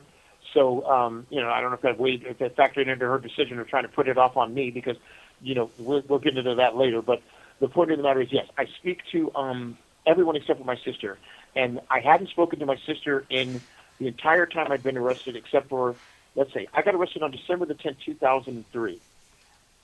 My birthday was December the 13th. That Christmas, I called home from the county jail, and she answered the phone, and we talked. Now, this is well before I knew anything of her having anything to do with it. My cousins may have come forward to my family members, but they hadn't come forward to me or my attorneys yet. So I didn't know anything about her having anything to do with it. So we had a cordial conversation. I told her I miss her, I love her, blah, blah, blah, blah. And then I hadn't talked to her again at all until my cousins had come forward, or to my attorneys, and told my attorneys that she did it. And then I thought to myself, I'm sitting in here this whole time, and she's just letting me rot away like, I'm her only brother, and screw him. So no, I hadn't spoken to my sister at all. Now, just recently, my mother went to the emergency room for dehydration, and I called my mom on a whim, and my sister picked up the phone. She's like, hello? And I'm like, hello? I'm like, who's this? She's like, it's Monique. And I'm like, what's going on? She's like, Mom's in the emergency room, blah, blah, blah, blah. And, so we're talking about what's going on with Mom. Mom's dehydrated. She's getting hydrated, blah, blah, blah, blah. And that... Esta llamada y su número de teléfono será controlada y grabada. That's the only time in the last 20 years that I've ever spoken to my sister. Now, mind you, I've tried to contact her. You know what I mean? But she won't pick up the phone. I'm assuming that she's afraid that I'm going to, be like, why won't you tell the truth? Why are you leaving me in here? But, look, she didn't do it then. She's not going to do it now. I mean, my cousin and I were talking about it at visiting. How could she sleep at night? And I'm thinking, I don't know. I don't know. I don't know how she sleeps. But yes, I speak to every single one of my family members except for my sister. And if it hadn't have been for that me calling on a whim to my mom's cell phone, I wouldn't even have spoken to her then, because my mom was only in the emergency room for a few hours. They hydrated her, and then they drove her home and parked, and blah blah blah blah. So, and I would have talked to my mom, and she'd have been like, oh yeah, I was in the hospital. Blah. I was like, oh Mom. So yeah, so no, I haven't talked to anybody. I mean, I've talked to everybody but her. So I don't even consider that really talk, because we didn't talk about anything other than what's going on with Mom. And is she going to be okay? And please stay with her. And if I need to know any more, I'm going to call back. Or my mom has the ability to text me onto this phone that I have here, and you have the information on how to do it.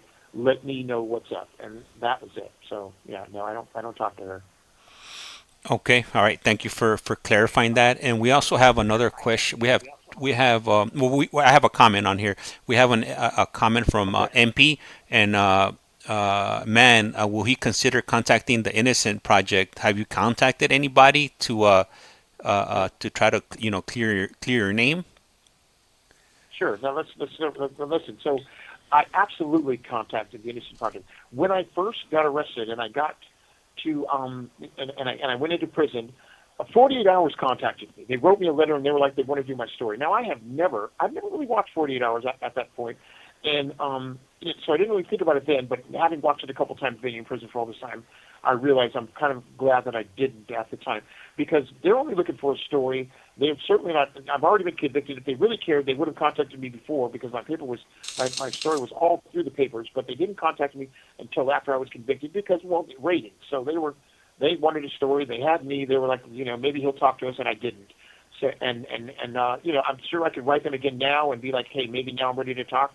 But it's not front page news anymore. So they may be like, well, we don't want to talk anymore. So I haven't. But to answer your question, I wrote the Innocent Project right after I got not arrested, because I was still fighting the case. But once I was convicted and I got into prison, I was talking to somebody who was like, well, I got the hook up to the Innocent Project. I was like, let me have it. He gave it to me. I wrote them. They sent me an application. I filled it out to the best of my knowledge, because I didn't. One of the things that once I had gotten convicted, my uncle being an attorney, he said, Derrick, I don't need you to have anything to do with your case in your cell, because you have cellies, and you don't know. And I get stories all the time where people take their story and use it to try to benefit themselves, to get themselves out of prison, or to get themselves a better deal. So I don't need you to have any of your case. I'll have your case, and so will your appellate attorney. So I said that to say this. Once the application was sent to me, there were certain parts of it, like the case numbers and blah blah blah, that I just don't know. So I filled out the best of my ability, and then I sent it to my attorney. Well, not to my attorney, to my uncle's firm, and had them fill out the missing parts and send it off. Well, I talked to my uncle and his office manager, and they said, yeah, we sent that off, and I never heard from anybody ever again. Now, that may very well mean that they looked at the application and they're like, well, we can't help them, or we're not going to help them. I don't know. But that's what I did with that. And other people have asked me, well, why don't you just write them again? Write them again. Keep writing them until you get some kind of information. And I thought to myself, that's exactly what I should have done, and maybe still should have. Now, they have a new Innocent Project out here in California. Esta llamada y su número de teléfono será controlada y grabada. They have a new Innocent Project. It's called the LA Innocent Project, and so I'm trying to get in contact with them. There's a girl named Jennifer that my family is speaking to with her occasionally, trying to see if there's a chance that they'll pick the case up and run with it and see what happens. But you got to imagine. Someone was telling me the other day, I can't remember the exact numbers, but the statistics on actual innocent people in the United States is pretty big. People that are actually in prison for crimes they didn't commit. So I say that to say that they probably have a huge caseload already, being a brand new firm or a brand new Innocent Project that's opening up in LA. And I'm sure there are tons of people that are either factually innocent or innocent adjacent, meaning like they didn't do it, but the guy standing next to them did, and they're sitting in here for the crime. That type of thing, And so, and they're probably helping them. So I don't know if the Innocent Project will pick my case up. But once again, I may have mentioned it the last time. If I didn't, I'll mention it now. I have an attorney that I'm working with right now. His name is Dale McKinney. He's out of Los Angeles. I believe he's out of Los Angeles. He might not be, because I got him from my family found him through someone else who had recommended him. So he may be up north. But the point of the matter is up north meaning like San Francisco way. So the point of the matter is that he's looking into my case, and he just contacted my family and said, look, I've read through it, and I'm going to recommend a few attorneys that I'd like you to contact. That so maybe he saw something that because I don't want an attorney that's just going to take my money. I already had one to do that. I mentioned in the story the last time where there was an attorney that went to school with either my aunt or my uncle, because one of them went to Notre Dame and the other one went to Berkeley, and she went to school with one of them, and she's one of the very few appellate attorneys in California, because there's only so many of them in California. I want to say the number is like 127, but maybe it's 1,227. I don't know, but it's a very small number of appellate attorneys in California. She was one of them. She went to school with them. She said, I'll take your case, but I'm a $500 an hour attorney, but because I went to school with blah, blah, blah, I'll take your case for half price, but I want it up front. Give me $25 in cash right now, and I will run it all the way to the Supreme Court if I can get in. And she did. Le queda un restante de 60 segundos. So, and she did. So there are certain things that I don't really know how the law works exactly, but she was my second appellate attorney. The state provided one. Once you're convicted of a felony in California, the state automatically appoints you an appellate attorney. She said there was nothing she could do for me. She wrote a few briefs and nothing happened. Then I hired my own, which we just talked about. She wrote her brief and whatnot, and nothing became of that. And so here we are now. But like I said, this new guy, McKinney, he's telling my family that, there's a possibility that, maybe somebody could do something. I don't know. We're going to find out. So, so that's where I'm at with it now. But I would absolutely love to get to the Innocent Project, and I'm going to keep trying and see what they do. But it's about to hang up, so I'll call you right back if you'd like. All right, perfect. Yeah, call back. All right. So, if you guys are wondering why you guys are hearing the rooster in the background, it's to give them the heads up that that we're getting close to getting cut off from the call.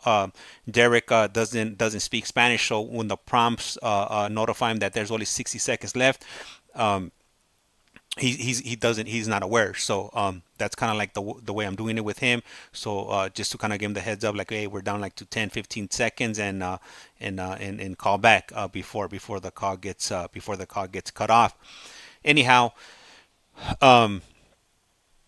so man, I mean, there's still, so much to the story. We still haven't even got into, his journey through county jail, exactly, where he fit in there. Ultimately, when he went to prison, he's been in prison for almost, almost 20 years now. And there it is. He's calling back. This call is now being recorded. Usted tiene una llamada prepagada de Derrick Snowden. un individuo encarcelado en de la prisión estatal de Centinela, California. Esta llamada y su número de teléfono será controlada y grabada. You have a prepaid call. You will not be charged for this call. Para aceptar esta llamada, diga gracias por utilizar Global Tel Link. Hello. Yes, sir. All right. So, so you're speaking about the lawyers and your appellate lawyer and whatnot. So you, at this point, you still haven't exhausted all being able to get back into court, right? well, I'm going to be honest with you. I don't know much about the law, and so I don't know if I've exhausted everything. I think because I talked to a lot of these guys around here, and some of these guys, they try to get into the law here themselves. We have a law library here, which is connected to our regular library, and we now have access to computers, and all of our cases are on the computer, so you can look it up. And so a lot of these guys, not a lot, but a few of these guys will dig into different cases, trying to find new ways to get themselves back into court. Now, I say that because I'm not for sure if how it works, whether you can exhaust all of your appeals. What I do know is that the normal appeals, as in other words, this is the stuff that we believe that was wrong in the case that should overturn it or it should bring him back. Those things that were pointed out by the first appellate attorney and the one I hired, that did her own separate one. Unless there's some other things that you see, then you get a new writ of habeas corpus and then you file for this, that, or the other to see if the courts will pick it up and they get you back into court. I don't know if it's exhausted. I really don't. I just think that all of the stuff that you've already tried to appeal on, I think those issues I've exhausted. I don't think you could bring that up anymore. If the court has already ruled on it, we're not letting you come back for that unless something new changes in the law. That's done. So what else you got? Now those type of things, I don't think I've exhausted. the what else you got are still out there. But once again, I paid this lady a lot of money, and and the briefs that she wrote, regardless of how they were written, like I said, she's an appellate attorney. She's one of the few in the state. She knew what to look for. I will tell you that I paid her $5,000 to come down just to visit me, because she said I'd like to come and talk with you, but I don't do this stuff for free, and so that was another $5,000 on top of the 25. She came and visited me, and she said to me, we sat there in the visiting room together, and she said to me, well, I'll tell you something, Derrick. She said, I'll be honest with you. She said, you're in here because of your sister, and unless there's some new evidence, there's not much I can do for you. But I'm gonna try my best. So she told me right off the top. And what I should have been thinking was, well, then what the heck am I paying you for? If you can't do anything, then give me my money back, and then maybe I'll give it to somebody that can at least lie to my face. But she was honest, and she was like, there's not much I can do without your sister coming forward and telling the truth, or some kind of new evidence, which would be my sister coming forward telling the truth. There's not much I could do. And she did what she could, and it wasn't much, like she said, and that's that. And so now here I am. So now, once again, there's got to be something, guys, out there. I can't believe that the only person that she told as a 14-year-old going to Catholic school was my cousins who lived in another state. You can't tell me there's somebody that she didn't, a friend or someone here in California that she hung out with, that she didn't tell. But that person's not coming forward. So what are you going to do? They didn't come forward then, and why would they come forward now? So I'm grasping at straws. So let me ask you something. So I want to take you back to the trial, the last day of your trial. Yeah. How long did it take for the jury to deliberate and determine your guilt or innocence? Once again, I could be mistaken with the dates. We're talking 20 years ago, Mm-hmm. but they had it. They had the case for a week, and 4 to 5 days, not counting the weekend. I'm assuming. I think, to my best recollection, they got the jury was handed the case on a Wednesday morning or Wednesday afternoon, Mm-hmm. or maybe a Tuesday morning or Tuesday afternoon, and they deliberated all Wednesday, all Thursday. I want to say Friday was a holiday, or maybe it wasn't. And then they had the weekend. Obviously, they weren't together on the weekend, and they didn't deliberate then. And then they came back, and they had a verdict on Monday morning. So when they got back together Monday morning, after having a weekend to do whatever juries do on the weekend, they weren't sequestered. So, you know what I mean? Who they spoke to, who contacted them, did they contact each other? Was there an impasse? Was there a holdout during the week that they were able to nail down? Why are you still believing that he's innocent, or why are you believing that he's not innocent, or whatever the case is? They had those things all hammered out bright and early Monday morning. Because Monday morning I was sitting, because I go to court every day from the county jail. I'd go to the court and I'd sit in the holding tanks waiting to see if they'd reached a verdict, and so that I could be dressed and rushed into the courtroom to hear it. And Tuesday, Wednesday, Thursday, Friday, nothing. And Esta llamada y su número de teléfono será controlada y grabada. now I could be wrong about the dates. It could have been Wednesday, Thursday, Friday, but like I said, they had the case for 4 or 5 days, not counting the weekend. And then they came back on Monday, and it may have been Monday. It could even have been Tuesday. But either way, they came back with the guilty verdict. So I believe they came back during the week because they wanted some extra instructions. And my attorney said that's usually a good thing when they want extra instructions. But hey, either way, they came back and they went back in the courtroom, sat down. The judge gave them some extra instructions, and then or they wanted some extra instructions given to them in the deliberation room, whatever the case may be. And they got those instructions, and then they came back. And so here I sit. So I have a viewer right here on TikTok, and that suggested that you contact Kathleen Zellner, that she's one of the best wrongful conviction attorneys out there. And you know what? I just looked her up on Google, and I've seen her on quite a few high-profile cases where she was able to actually get them out. And so let's get her name again. It's Kathleen. Kathleen, yeah, Kathleen. Last name is going to be Z as in zebra, ELLNER. To spell it again, it's ZEE. Zell. Am I saying V is in Victor or Z is in zebra? Z is in zebra, E is in Edward, L is in Larry, L is in Larry, Okay. N is in Nancy, E is in Edward, R is in Romeo. Okay, great. Okay, Kathleen, and well, I'll just look her up. I mean, nobody. Thank you to whoever said that. Thank you very much, Kathleen Zoner. She deals in post convictions, and then we will definitely get into that.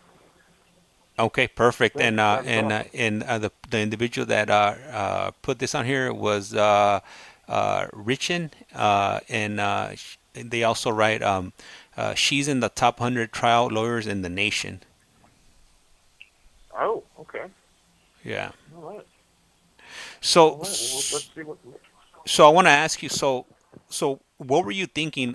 So you're in court. You're waiting for the jury to come back and read off their answer or their verdict, and you hear guilty. What's going through your mind? Do you remember what you were feeling at that moment? Well, you know what? I'm going to be honest with you. When they finally said that they had reached a verdict, they said, "Here's your clothes, get dressed." They've reached a verdict. I was elated. I was like, "Thank God, this is finally over." Because I mean, if you sat through the trial, even the bailiffs who actually knew my father, they obviously went to the academy together, where they were, because they're all sheriffs. They knew my dad. They used to talk to me all the time, and talk to me about how they worked for my dad a couple times, driving his buses, and blah, blah, blah, this, that, and the other. Anyway, they were like, "Derrick, that's it. It's over." And I'm like, "Oh," I'm just like, "Thank you, Jesus." So, I'm just waiting to go in there for them to read not guilty. So even the bailiffs, we're all excited, thinking that this is finally over, because they sat through the trial with me, and there was nothing, I repeat, nothing that would convict a man of the crime that I'm convicted of that send him away forever. Nothing. I mean, the whole thing was chock full of reasonable doubt. All your evidence is completely circumstantial. Everything you have points to the person that you can't convict, so you're looking at someone that you can. And that, they thought, and remind you, these people sit through trials all day long. They're bailiffs. So, when they're excited, I'm excited. Now, they may have just been, just trying to show their relation because, not only they were family friends, but, they felt bad for me, and they wanted me to be, go in there upbeat and, take this verdict on the chin, one way or the other. And then I go in there, and then they read guilty, and I don't faint or anything, but I gasp, and I'm like, and, just the wind's out of my sails. I'm standing, you stand for the verdict. So, I finished letting them read it, and they polled the jury, and, and when they polled the jury, they wanted each one of them to actually say guilty, and each one of them said guilty, and so, just to make sure that they're, so you get it out of their mouth, and, so one of them didn't say like, well, they bullied me or anything, but yeah. And then that was that, bro. I mean, there's not much more you could do other than that. Mind you, I had already been in jail for 2.5 years, sitting in the county jail, waiting for this trial to complete, first to commence, and then to be completed. So it's not like I was coming to and fro from home or wherever the case is, and then coming to court, and then finally now I've got to go start my time. I had already started my time. So, I don't really know what to say to that, but I think you get the gist of what I'm trying to say. It was like I had already been in jail for 2.5 years. Now do I get to go home, or will this be forever? And well, it was the latter. So. And let me ask you something, because I've been in LA County Jail, and yeah. And you went to a court, Norwalk, which is pretty notorious. There's certain courts where you hear the name and you already know what you got coming. So, prior to go, you're going to, I'm sure you're talking to people and you're asking for advice, or asking people, what, what they thought, and, what kind of reaction were you getting when you let people know that you were going to Norwalk Court? Well, the first thing they said, they told me, to be prepared, because it may be called Norwalk Court, but it's really No Walk Court, as in N-O. Nobody's walking out of there. So, you've already got that going for you. I mean, not going for you, against you. So, so don't, unless you go in there with a Johnny Cochran or something, or the other, don't plan on going home. And that's what all the people because nobody was getting nobody was getting acquitted around me that was going to court. Because like I said, I was going to court for 2.5 years. Now, I didn't go every day, so I didn't see all the trials. But all the people that were going to trial around me, I would see them later on in the case. Esta llamada y su número de teléfono será controlada y grabada. Or a chow or something like that, and be like, "What happened?" They'd be like, "Man, they found me guilty." And so, so nobody was getting out of there. Now, I'll be honest, there was one guy that was going. He was an older guy. He was probably in his 60s or so, and he was going to court with me. He was in there for a manslaughter charge, and he got acquitted. He got acquitted. They found him. They acquitted him. So I don't know what the circumstances were of it, but it's unfortunate because as he was leaving the courtroom to come back to the holding cell, to be, processed out, when they patted him down, they found an open razor blade in his pocket. Now, how that got in there? Why would he bring an open razor blade to court? If he did, certainly I'm not saying that that was planted on him. But they found an open razor blade in his pocket, and so they did not. He got acquitted of that case, but he got recharged with some other charge, and so he didn't go home. So so I don't know whatever became of that, but he would have gone home that day. But that blade in his pocket, they filed new charges on him, so he never left. So I don't know what became of that. He was an older gentleman. I don't know if he took a deal to walk out of there. Or maybe he's an ex-felon and a blade in his pocket could have been his third strike. Any number of things could have happened to the gentleman. I just know that we all thought that was pretty crappy of that to happen. After the one person to beat his case in Norwalk never left. He still didn't walk. So, but yeah, I did hear that. That was all of the rumors and all of the they weren't really seeing any suggestions. What I mean? Like I said, other than if you don't have. Le queda un restante de 60 segundos. Or some huge firm backing you up, don't plan on going home. And I'm like, man, I didn't do it. And they're like, yeah, we don't care about that, bro. We're trying to tell you, nobody leaves this place. That's all right, Hotel California people. Hey, so we just got hit with the 60-second notification. I recall you saying that you have something going on at 1:00. It's 4 minutes to 1:00. So if you want to just go ahead and call back right now, we'll go ahead and cut the stream after that, so you could go ahead and give any shout outs or anything like that, and then we'll go ahead and set up another date. I'll check what my next available date is, and we'll go ahead and leave it off like that. Good deal. I'll call you right back, James. Okay, perfect. Thank you. All right, man. Yeah, you know what? I had totally forgot that they called Norwalk Court Nowalk Court. That is right. I know it was infamous for something, but I didn't recall what the infamousness was surrounding it. And yeah, there was certain courts that you knew you were not gonna get any love. In LA Superior Court, they were treated a certain case a certain way, and you'll get some love. But you would have that same case in another court that was out of LA. Good luck to you. They're definitely gonna be breaking you off. And this is back. I could only speak about that up until 2002, because that was my last day there. After that, I never went back. Fortunately, I was able to stay out of those places and didn't have to deal with with anything going on back there. And there it is, the call. This call is now being recorded. Global usted tiene una llamada prepagada de Derrick Snowden. un individuo encarcelado de la prisión estatal de Centinela, California. Esta llamada y su número de teléfono será controlada y grabada. You have a prepaid call. You will not be charged for this call. Para aceptar esta llamada, gracias por utilizar Global Link. Hello, Derrick. Yeah. Okay, so So before we part ways, the last question I want to ask you is, ultimately, what were you sentenced to? I was sentenced to 70 years without the possibility, with life without the possibility of parole. 25 years for each victim. 10 years, because if you use a gun in California, it's a 10-year enhancement. 10 years for each victim with a gun, And then because it was a special circumstances case, like I mentioned earlier, the sentence carries a life without the possibility of parole. So I was sentenced to 70 years without the possibility of parole. So in essence, you're currently at life without parole, then, right? Correct. Okay, so the 70 years doesn't even matter. That's just added on there for extra measure to make it look good. So Right. So okay, so because I looked at your sentencing and I saw 70 years to life, so I'm thinking, okay, he has a possibility of going to in front of the board, whenever they determine he's eligible. So at this point, you're set to spend the rest of your life in prison right now, right? That is correct. Okay.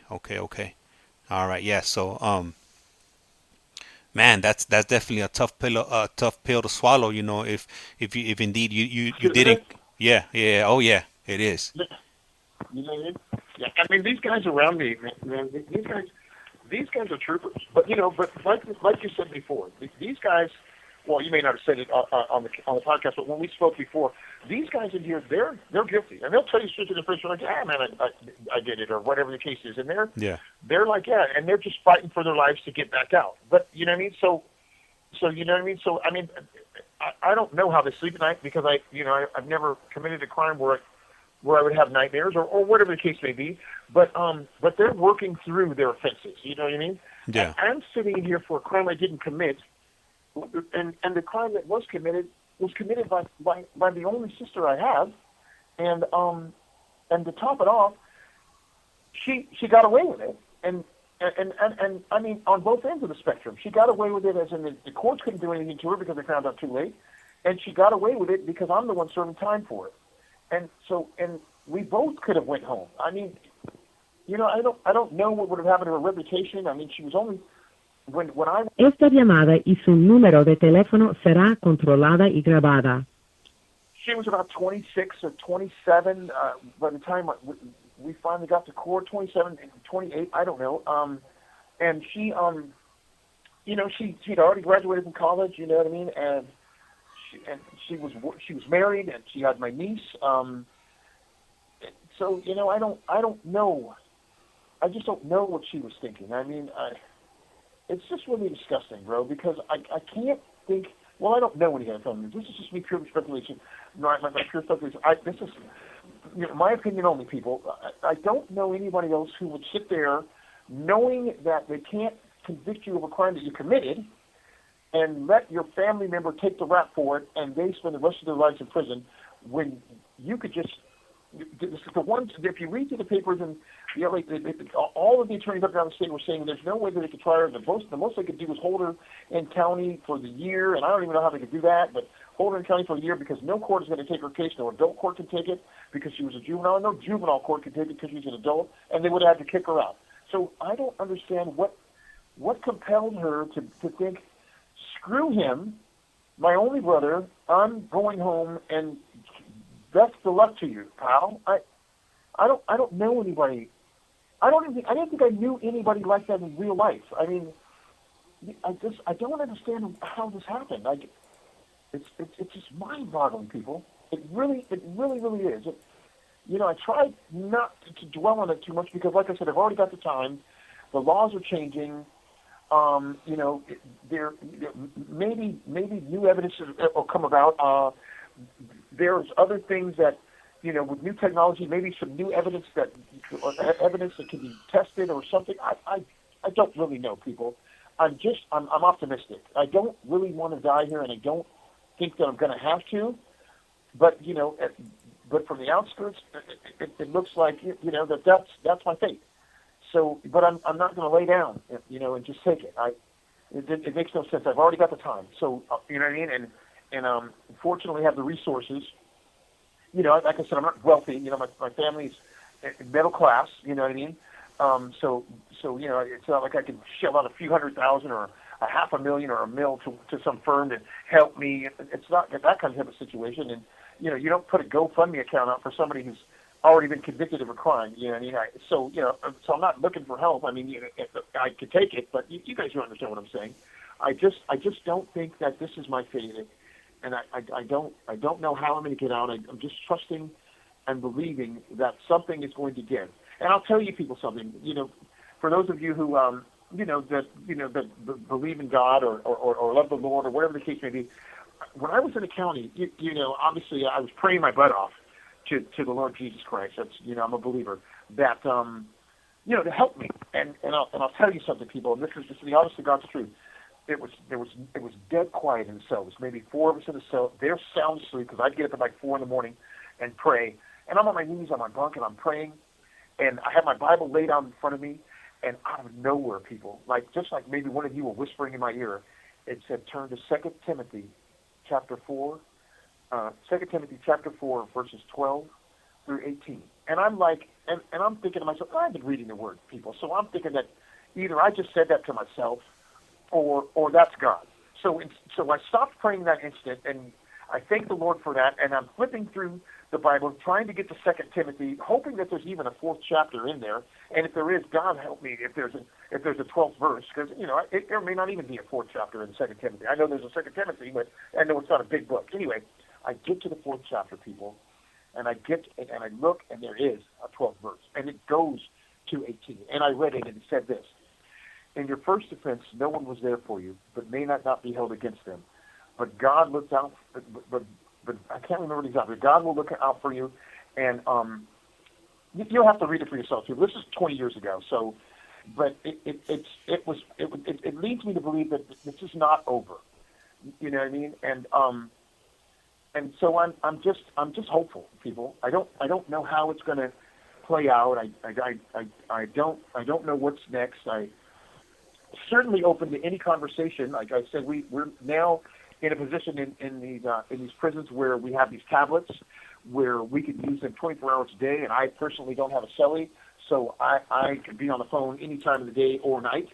And if you go onto the Getting Out app, go to the App Store and pull up the Getting Out app, and you put in my name, Derrick Charles Snowden, and my CDC number, which is F35089. You can contact me. It doesn't cost you anything. It doesn't cost me anything. And I'm definitely willing to chop it up with anybody who has any questions or just, wants to know if they can help or want to know more. I'm, like I said, I'm doing this podcast with James because I feel like, the only way that anything's going to kick is if I get myself out there, and for years I've been sitting here sulking just, with this life without the possibility of parole sentence. But just recently, the CDC, which is the California Department of Corrections, has changed over to CDCR, and that R stands for rehabilitation. And what they're basically saying is that if you could prove to us that you're not a threat to society anymore, it doesn't matter what your sentence is. We'll give you a shot. Now, whether or not the governor will back us up, the parole board will let you go. And if you have life and the parole board says that you're eligible for parole, then it goes to the governor's desk. And if the governor approves you or denies you within, he has up to, I think, 180 days to deny you or approve you before the whole thing expires. You either go home or you don't. And they're also saying that if the board if the board approves you to go home 3 different times after the governor's denied you twice, he can't deny you on the 3rd one. He's overruled after that. So you know what I mean. So and how true that is, I don't know. But I do know that all of the other stuff that I said before, that not aside about what the governor can and can't do part, is true. So there's action. Now, I didn't have this action before. Like I said, I came in here with a life without the possibility of parole sentence, and that was that. There was, if you can't get out from the court, you will die here. But that's not the case anymore. So let's hope for the best. I'm not married. I don't have any kids. So girls, don't worry about anybody contacting me and some girl being like, "Why are you talking to my husband?"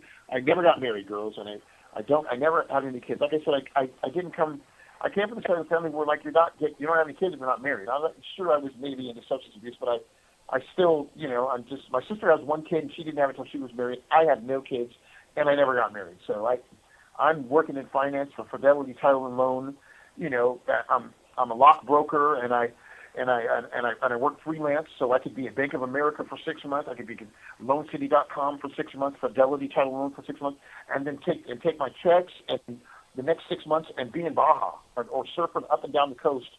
You know what I mean? I was living my life. I married? No, I didn't even have a girlfriend. I mean, dating here and there, but I couldn't be tied down. I had a life. I'm still, I wasn't ready for any commitments. You know what I mean? So So I say all that to say that that I'm available. So don't be afraid to contact me. And if you need my hookup, James has got it. I'm sure you could post it for me, James, and that's that. And I'm sending James some pictures of me. So you guys, I just took some pictures the other day visiting. So I'm going to send James some pictures of me, and we'll post those on the next site. On the next time we get together, people, so you can actually see what I look like. And that's about that, James. All right. So and just to give you a heads up, I mean, I still want to go through your whole journey, through the county system and ultimately through your state prison stay, because I'm sure that was a real eye opener there. It was a lot different than CYA, and yeah, most definitely. And it's changed over the last 20 years. A lot of major changes, like one of them that you just mentioned, where the CDC became the CDCR. They added that R Esta llamada y su número de teléfono será controlada y grabada. for rehabilitation, and then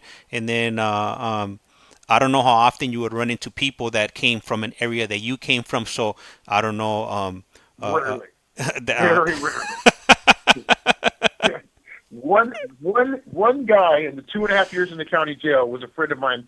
Well, we didn't know each other, but we knew the same people. Yeah. He was in the county waiting for his parole officer to come pick him up because he got in trouble for something, but his parole officer said, I'll be there, come to get you in a couple of days, and he picked him up about a couple of weeks later.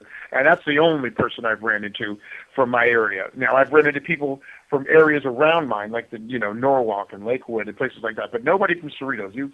It's just me that I know of, and I'm sure there's other people from Cerritos in jail, but I'm just saying it's just me right now. So that I've ran into. You know what? The only other person I ever heard of coming out of Cerritos is, and I don't know them, it would be Ray J, the actor, rapper, Monique's brother. That's the only person I ever heard coming out of Cerritos. Yeah, and the only other person that I know of that's from Cerritos is also Warren G. He lives around the corner. Oh, okay. He lives in the track over from mine. Yeah, but I don't know these people. Like I said, all my friends, we surfed and skated. I wasn't into rap, so I didn't really know them. But my sister knew them, so that was her thing. So, but anyway. All right. So we'll set up for another time. Yeah. Right. Yeah, We'll set up most for definitely. another time, and you could post these pictures, and I'm going to get to you. So so you guys you could put a face to the name, and so you're listening to the podcast or seeing it or whatever, you'll be like, oh well, that's the dude we're talking about. So that's that, I guess, right? Yeah. All right. Then. So like I say around here, you know what? Actually, I want to go to give a thanks to everybody that was listening, whether you were on TikTok or YouTube. We got Marlene on the TikTok side. We got let's see who else do we got. We got Jesse. Let me see who else we got on here. We got Richin. We got Julie Kraft. They really appreciate it. Who else do we have here? Over here on the YouTube side, we got ICEMAN. We got Scorpio Rising. We got let me see who else. We had Mike. And that we didn't have that much people on YouTube, but like I said around here, hey, you know what? Thank you. I really appreciate you guys listening. And life's like a candle. Once you blow it, un restante de 60 segundos. Life's like a candle. Once you blow it out, it's lights out. And with that, we are out of here. You guys have a good day. All right. All right then.